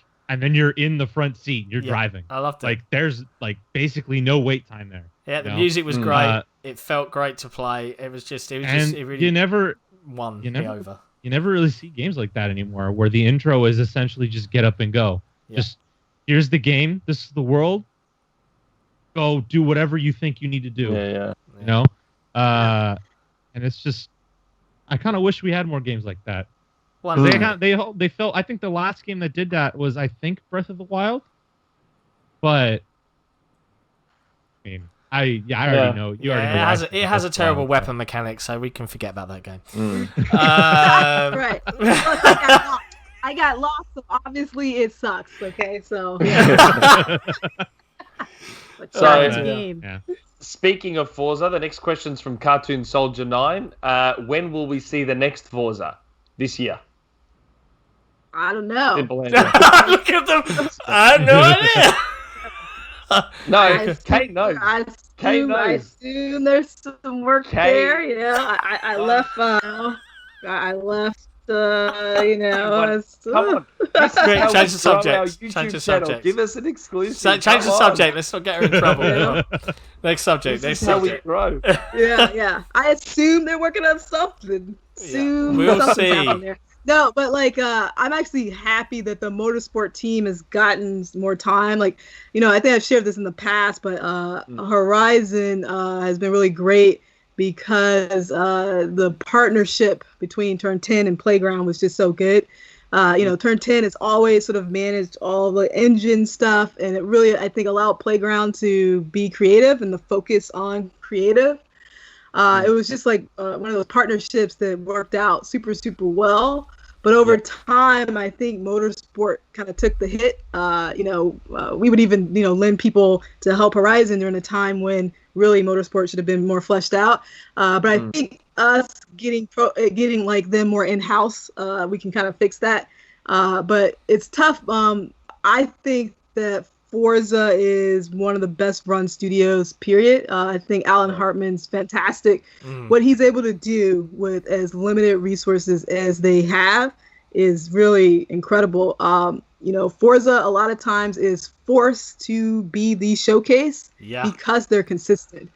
Because something else fell through the cracks, they know they can rely on Alan and that studio to get something out. And so I think we've seen that effect over the couple years, and it's not really been great for the motorsport kind of franchise, but I think they've been taking their time to finally give that the attention that it needs. So I'm excited. There's a lot of new people over there as well. There's been kind of a refresh of creative people there. Awesome. So I'm pretty excited. So we'll see what comes out, but yeah. So Cartoon Soldier, I'm going to say what Kay won't, and that is that yes, Forza is this year. She won't say it. Is it this year? COVID's changed. Things can change. I know, but is it? Do we need it? Do we need it this year? I don't know. Well, I mean, I definitely feel like the one thing that we're not good at Microsoft is giving the projects time. You know, I feel like Sony and Nintendo, they're willing to go take another 2 years. Don't worry about coming out with the launch of the console. Don't worry about that. So I don't know. I hope that if it does come out, it's ready to be out. Let's rephrase because that's a good one. Phil has said that it's not necessary really in today's, with backwards compatibility with all the other third parties, with Halo Infinite, which is arguably the biggest game. Is it necessary to release huge games on day one? Answer is no. So let's rephrase to, will we see something from the Forza team within the launch window? We would surmise yes. I think that's probably a smarter way of looking at that. But yeah, that's a great question. We just hope we definitely hope it's for the good. For the good. I know when Forza gets like put in that position, it ends up affecting them long term. But yeah. Good stuff. Alan's always gonna have to if they get called upon. So cool. What we got next? What's next? Next question's from Token Aussie, and it's for Karisma. How long until we see consumer grade HoloLens? Ooh. Man, I think Apple's gonna beat everybody to it.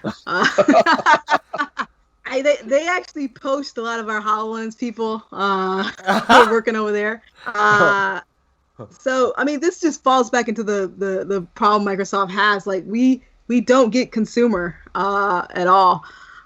So you know, HoloLens went to being more focused on like, you know, military and other things, right? Because that's where we're comfortable. And consumer is really hard and really competitive. Yeah. You know?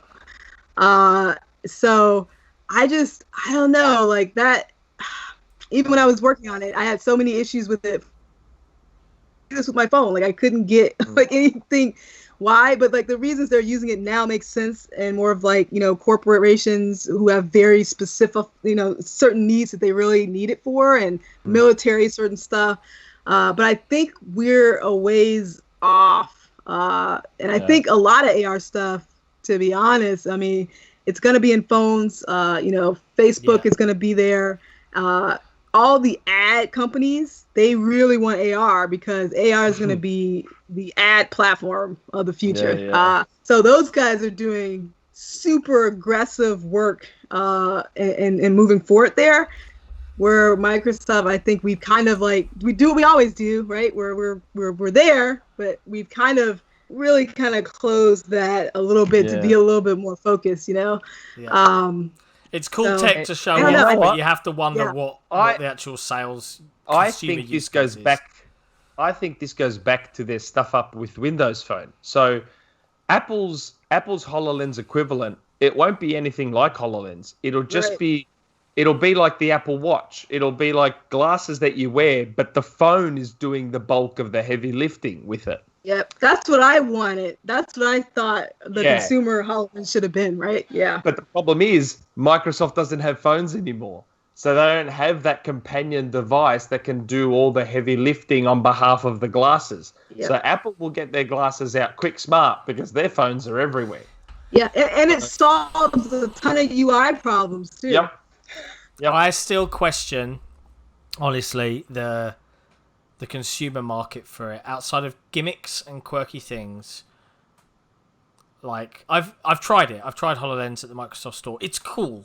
It's like, this is cool, but it's huge, and I've got a Quest. You know, I've had Oculus Rift.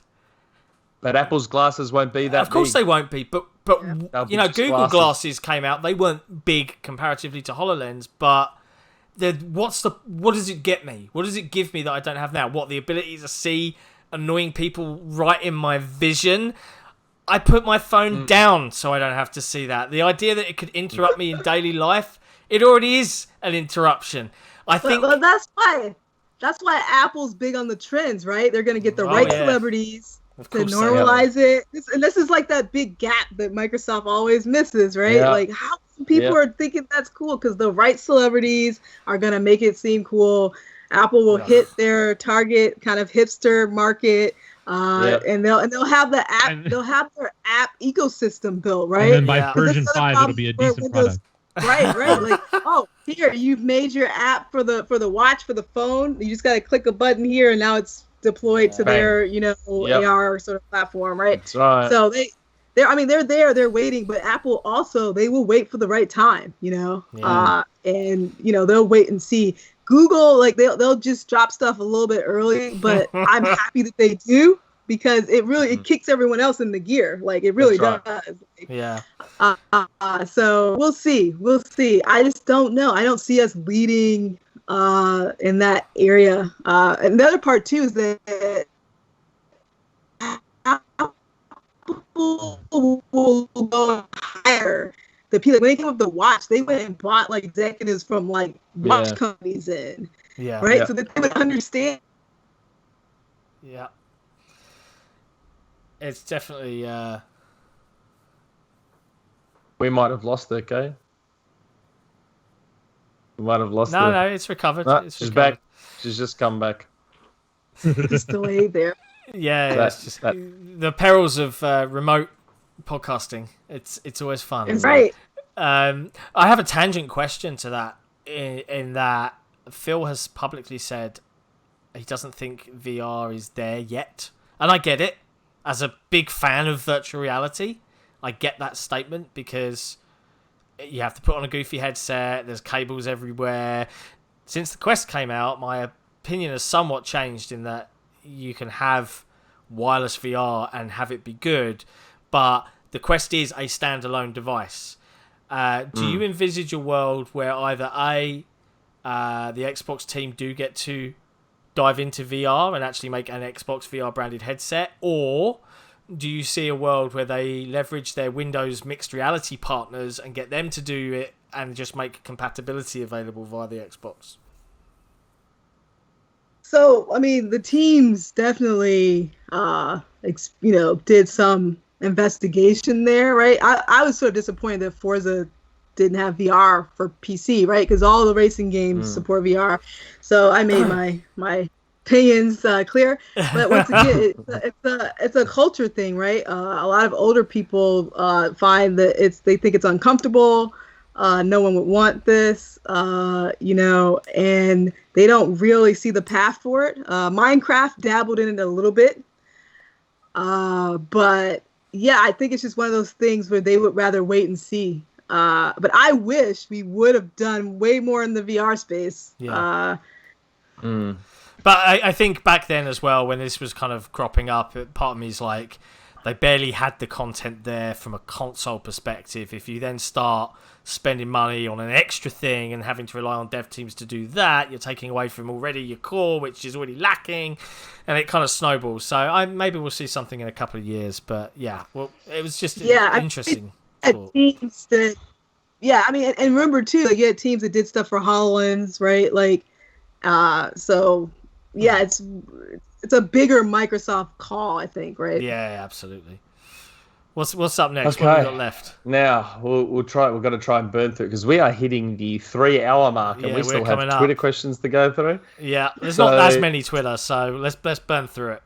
So we'll go. So this is another one for Karisma. A lot of questions for Karisma. How was it to develop for Kinect? Has it taught you lessons about UI UX design that you wouldn't have known otherwise? That's from Sukabrood.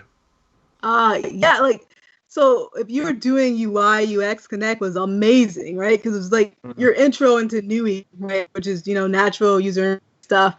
I learned a ton, obviously, when you remove the controller completely. I wasn't on board with removing it completely. Like, I felt like Kinect should be an enhancer, not strip away things. But, you are the controller. Apparently marketing won that one. I think everyone working on platform and working on like some of the launch stuff, it was all learning. I remember so much came up that it never come up as being an issue before. Also, like with the jump in, jump out gameplay, that was a big issue. with people wearing different clothing. Like, how do you make sure you can see them? How do you make sure that you help people get centered? Like, there were just so many different issues. One thing I learned too is, as a development team is more comfortable with the user interaction. Like, they like it a lot, because they can use it.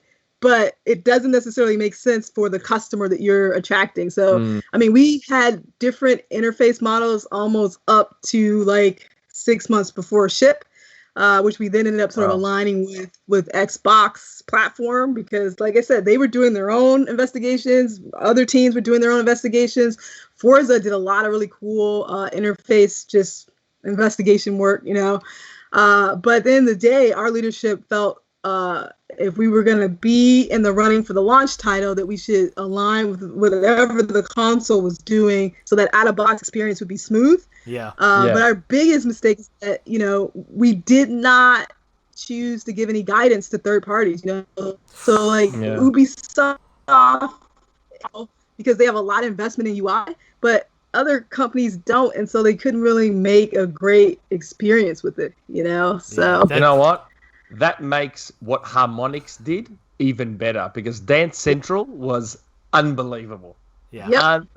Unbelievable. Absolutely love Dance Central. So good. That's cool. Yeah, it was good. Overall, it was a successful. They wanted to bring in new people, and they did. And then a lot of the learnings around Connect went right into HoloLens, right, for the company. So it was a big win for Microsoft in general. It was good. Okay, another one from Cartoon Soldier 9. This is about PS5 again. So will Gran Turismo 7 and new Ratchet and Clank and Wipeout be PS5 exclusives as launch titles or cross-gen? PS5 exclusives. Yeah. They will be PS5 exclusives. I was going to say that, then they destroyed the Wipeout studio. Yeah. Last of Us 2 will be cross-gen. Ghost of Tsushima will be cross-gen.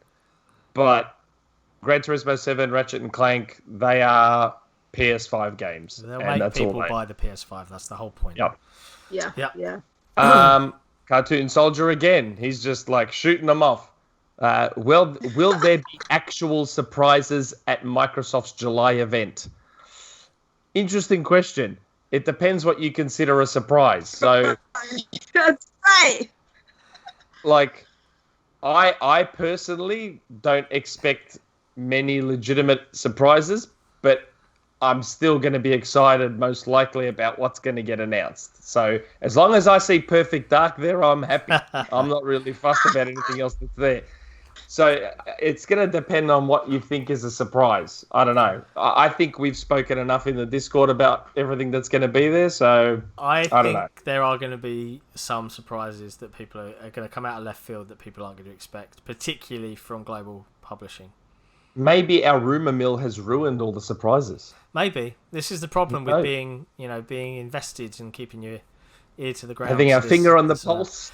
Yeah, but a simple will we be surprised by some things, and you can speak generally, like, so yes or no, I guess. So. Probably. Yeah.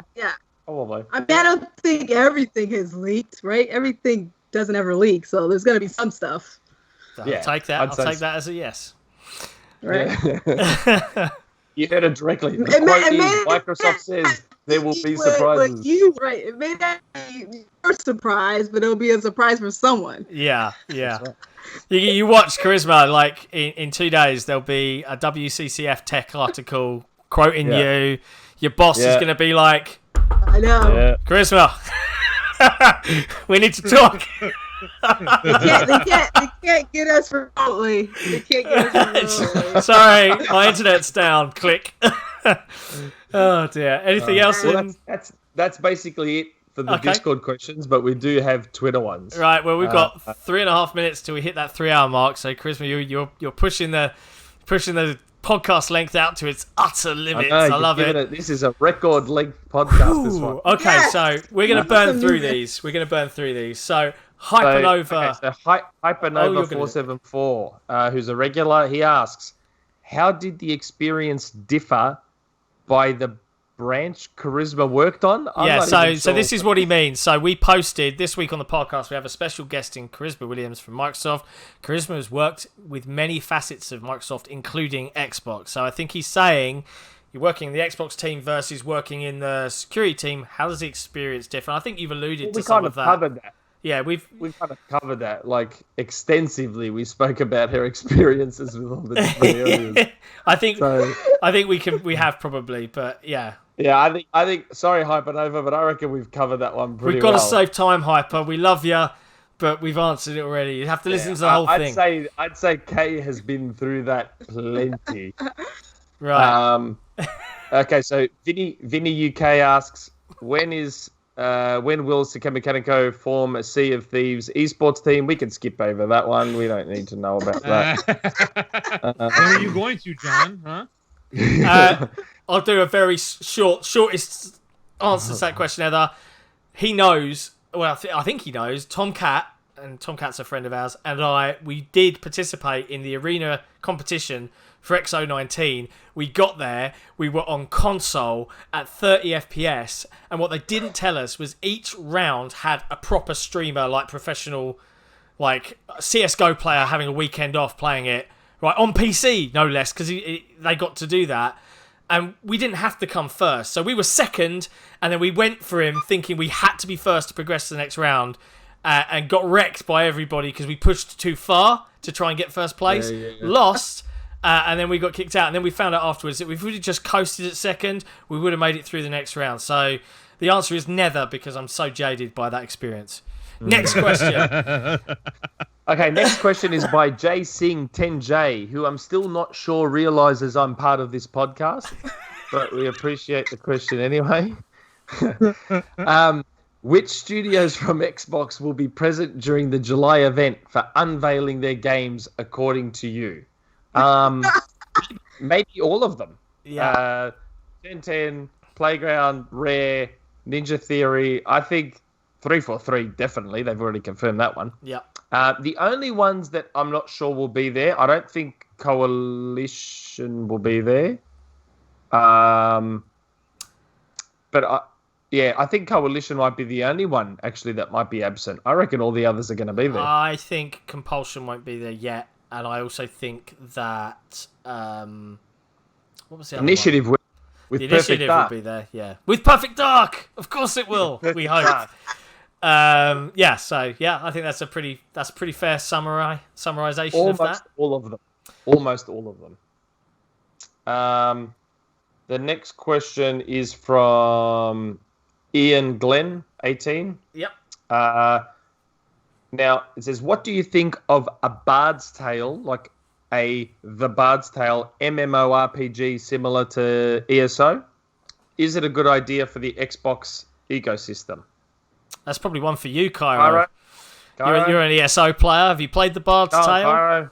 I have not played The Bard's Tale, but I know that's an in exile thing. Yeah. I mean, kind of.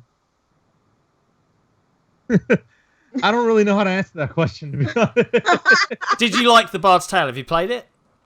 No, I just said I didn't. I've never played The Bard's it. Beg your pardon. I know it's a franchise in exile owns. Well, not Microsoft. Right. But I've never played a Bard's Tale game. I never launched it. So. I would not be able to answer that question. Ian, I'm sorry. We failed you. Sorry, Ian. We'll play Bard's Tale as soon as we can, and we'll answer that question. I'm Cairo, Ian. Sorry, Ian. He had one job. Hey, hold on. I can't be asked to play every game under the sun, Okay. Can you leave the last Jay Singh question? Can you leave that one till last, Nick, and just do the other ones? Because I think the last one there is a good one to close out on. Okay. Ripped and Torn Mark, and his actual Twitter handle is @KeelHall. The first L is a 1. We've sort of covered this. What is the Sega rumor? Is Xbox releasing a Sega-branded console in Japan only? Maybe. I reckon that'd be pretty cool. If they end up releasing a Sega Series X, and that's what it's called, or whatever it is, I will not buy an Australian version. I will import the Japanese version so I can have a Sega console again. Goddamn Sega fanboy. I was 21 when the Dreamcast was cut off, and I was devastated. Even as a 21-year-old, I was absolutely gutted when Sega left the console business. I could almost say I shed a tear when that happened. So if Microsoft are partnering with Sega and they're releasing Sega-branded consoles, I will not buy another Microsoft console. I will continue to import Sega consoles. Man, that's a special kind of hardcore right there. Damn. So, yeah, I hope that's what had to Sega fanboy to the core. Yeah, literally. Yeah.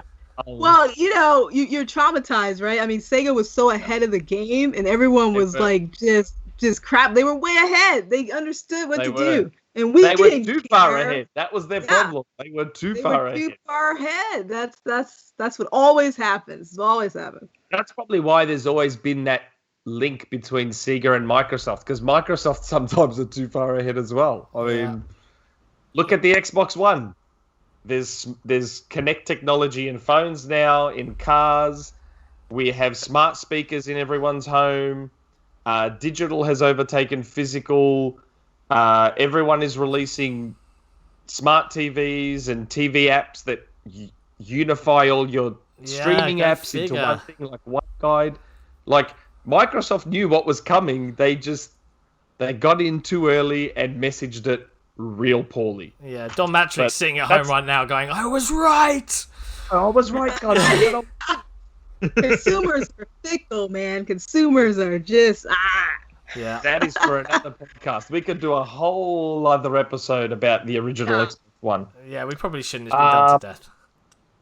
Okay, so Kevin Rosado, and goddamn that Twitter handle, Kevin Rowe 14830513. Memorable. He asks, what studios do you predict to be joining Xbox Game Studios next? Ooh, good one. Kay, would you like to answer that question? No comment. No comment. No comment. Okay, well, if I had to guess, I would say Asobo. I would say a Japanese studio of some description, and it's not going to be Platinum because no. White Owls maybe. I can't really think of any beyond that. Maybe I think Bloober. Bloober's a good shout. Yeah. Honestly, with all the acquisition talk coming back, I should bring back the clock that I had someone in the Discord made, where it's like the Xbox Studios acquisition tool, and which one's gonna be? We need a big prop. I think Bloober is almost certain. Yeah.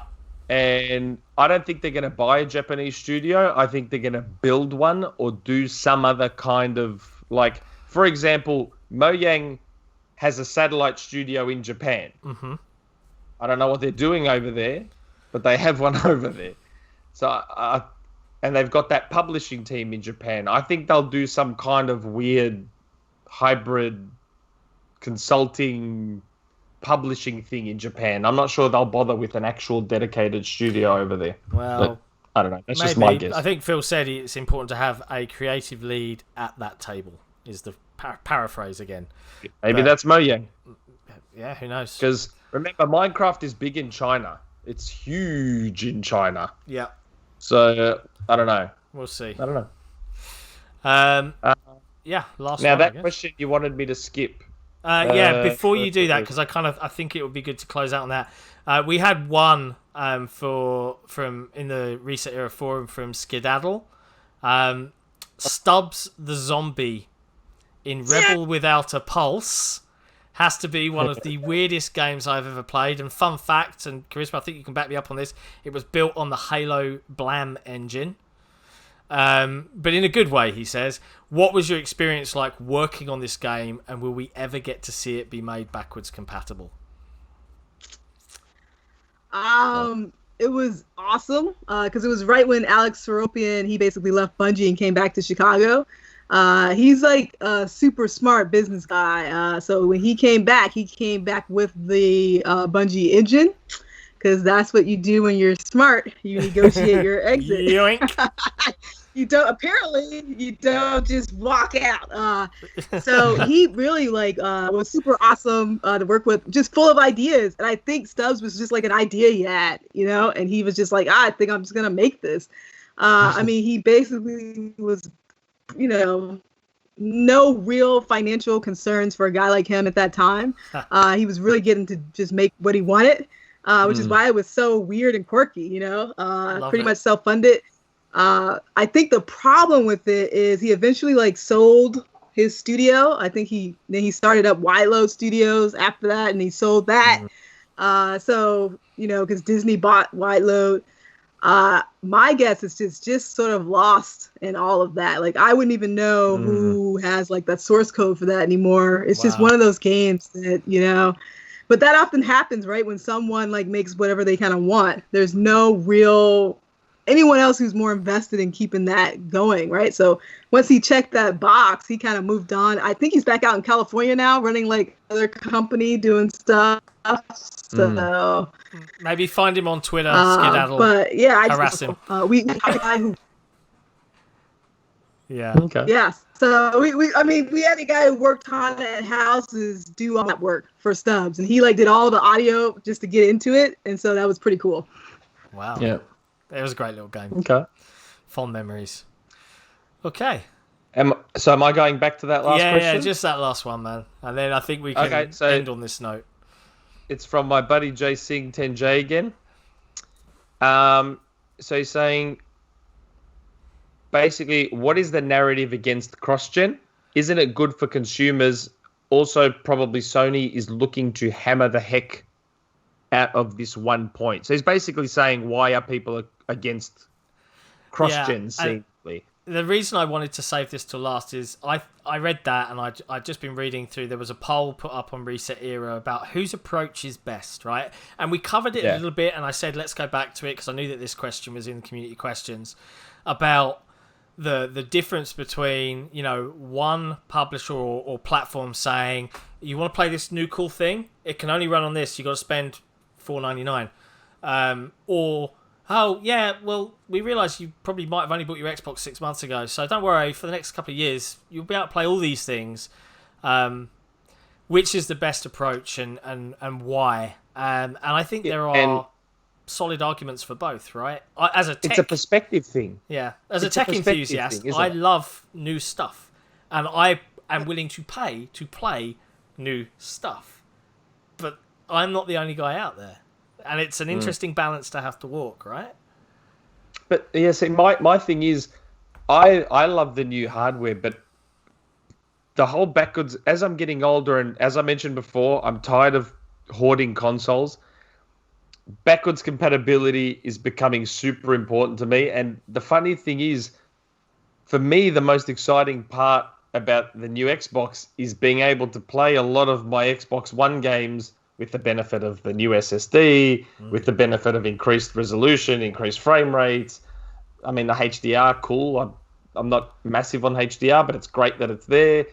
I can't, even something like Recore. Anyone that's played Recore knows that when you play Recore, it's like you're being transported back to 1997 and you've got 15-minute load times like you used to have on the Saturn and on the PlayStation 1. So... and even I had a gaming PC for a while with an SSD, and I had Recore on that SSD, and it improved the load times a lot. But even with the SSD, there was still some pretty decent load times on Recore.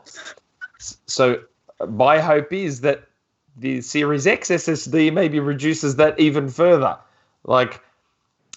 Forza Horizon has some unbelievable loading times. Maybe now that the backwards compatibility team is sort of digging back into what they were doing, maybe we'll get to play Rise at 4K 60 on the Series X. That would be unbelievable. I would play through that again if I got to play it at 4K 60. Sunset Overdrive, another one that deserves to be seen. And I know you can do it on PC, but I don't have a gaming PC. I'd love to be able to see sunset at 4K 60. Like, I'm actually more excited about that stuff, to be honest. But that's just me. Yeah. So I do think that there is a reasonable argument for both, and I like the approach, but there are downsides to it. Like, one of my favorite things, and it sounds weird, but Karisma will get it. One of my favorite things about a new console launch is new UI. How am I going to interact with this thing for the next generation? And I'm kind of sad, and I'm still hoping that there might be some form of a UI refresh in the pipeline. But I'm somewhat sad that the possibility might be that I pull my power cord out of my One X and I put it into my Series X on launch day and I press the button and I get the same boring dashboard. I'll be like, oh. But again, with improved performance, maybe. Yeah, maybe, but I'm kind of like, I want the quirks of a new dashboard and all of those weird things. Come on, Kay, give us the exclusive. Are we getting a new UI? Come on. I know you know. Who knows? I do know, like, a lot of that cross-gen argument, at least on the console space, and PC developers know about this problem. It's the maintenance cost, right? And I think that's where Xbox is coming in. They're trying to help eliminate some of that maintenance cost, because there's always something. I mean, look at Apple, right? Every time they release a new device, you as a developer have to literally go and probably update something on your device, right? Or your game's going to look like crap. Like, if you didn't have 4K assets in your game, it's going to look like crap scaled up. And no one wants that. And maybe you don't want to go back to that game ever again. And so that's really, I think, where it happens is, like, who's going to pay that maintenance cost? Some of our technology can fill in those gaps, but it can't fill in every gap. There's always going to be products that people don't want to touch anymore, or studio is not the same studio it was, and they can't update it. And I think also people always want to work on the latest stuff, right? Like, nobody literally wants to work on, like, the porting part of it. Yeah, it's kind of boring, right? There's no creative. It's like no one. Issues. Yeah. Everyone wants to push forth. They want all that new space. And so I think there's that sort of like, oh, that means that we have to make sure runs really well, at least how many iterations back, right? Like, we're going to have some type of messaging around that. I think no one wants to think about that. It's so much easier now to go new, shiny, get this, and then everyone gets like a reset. Which I think everyone really likes to have that sort of reset. And then they can resell products. Yep. No, it's totally true. Like, it benefits, it benefited Rockstar hugely to re-release GTA 5, right? So, I mean, talk about somebody who would maybe potentially opt out of that, but we also see that happen on Steam too, where old games sort of get pulled and then all of a sudden the remaster comes out for like maybe not as cheap as people want. But some of it is just it's hard. Yeah, it's hard to maintain content. Yeah, and I think the other argument to this is cross-gen is happening regardless of whether Microsoft are aligning with it or not. For the majority, unless you're the platform holder and your job is to push the box, the third parties aren't going to go, well, yeah, we'll invest $100 million in this one game and cut ourselves off from that 100 million user base on PlayStation 4. No worries. That's not how they're going to perform. So, if anything, I think the argument should be that Microsoft are just merely adopting the third-party status quo on this, and they've been quite upfront in saying it. 1 to 2 years, and then, they'll cut it. Right. You'll still see indie games that can run at 1080p on Xbox One. They'll still... there's no harm in them going whoop on everything, but I personally think it's the right approach. But I fully understand the idea behind it. Especially with the uproar from the Unreal 5 demo, where Sony, and credit to the marketing team, have pushed the narrative that you could almost forget that Series X has an SSD that's perfectly capable of doing everything in that Unreal 5 demo. Yeah. But they've tantalized at a higher resolution and frame rate. At a higher, But they've tantalized and they've hooked the important noisy fan base that they've got into thinking that their console is going to be the only one now. And then obviously we had the misstep on May 7th where perhaps Microsoft went a little bit too first gen gameplay on Series X. It's going to blow you away. And then what we saw was, well, nothing really that isn't possible now. And that was a misstep. but we'll see what happens in July. I think people need to also remember, and again, it seems to all stem from backwards compatibility. Digital has taken over now. People have invested a lot of money in digital libraries, and Apple has conditioned us to just expect almost all of our stuff to carry forward. I understand there's some apps that won't work on a new iPhone, blah, blah, blah. But 99% of our apps are on our iPhone as they were 4 iPhones ago. So now that digital is so prevalent on console, I'd like to believe that most people would expect that their digital, at the very least their digital games, will carry forward on consoles in the future. In the end, we shouldn't have to amass massive boxes and tons of plastic boxes to be able to keep playing the games we paid for. But again, maybe that's just me. No, I think you're right. Yeah. I mean, I think the industry's getting there, and we've restructured a lot of agreements moving forward. But also, people have had to build their games differently as well. Yeah. To be able to kind of quickly do that and that scale up, because I mean, you take all the cars in Gran Turismo, and you got to make them all 4K now. I mean, that's a lot of work. It's really like your development really has to be built for the next gen, so that you can scale, properly. And we weren't doing that. Like we were set up to target very specific specs for the longest time. Yeah. And I'd like to hope.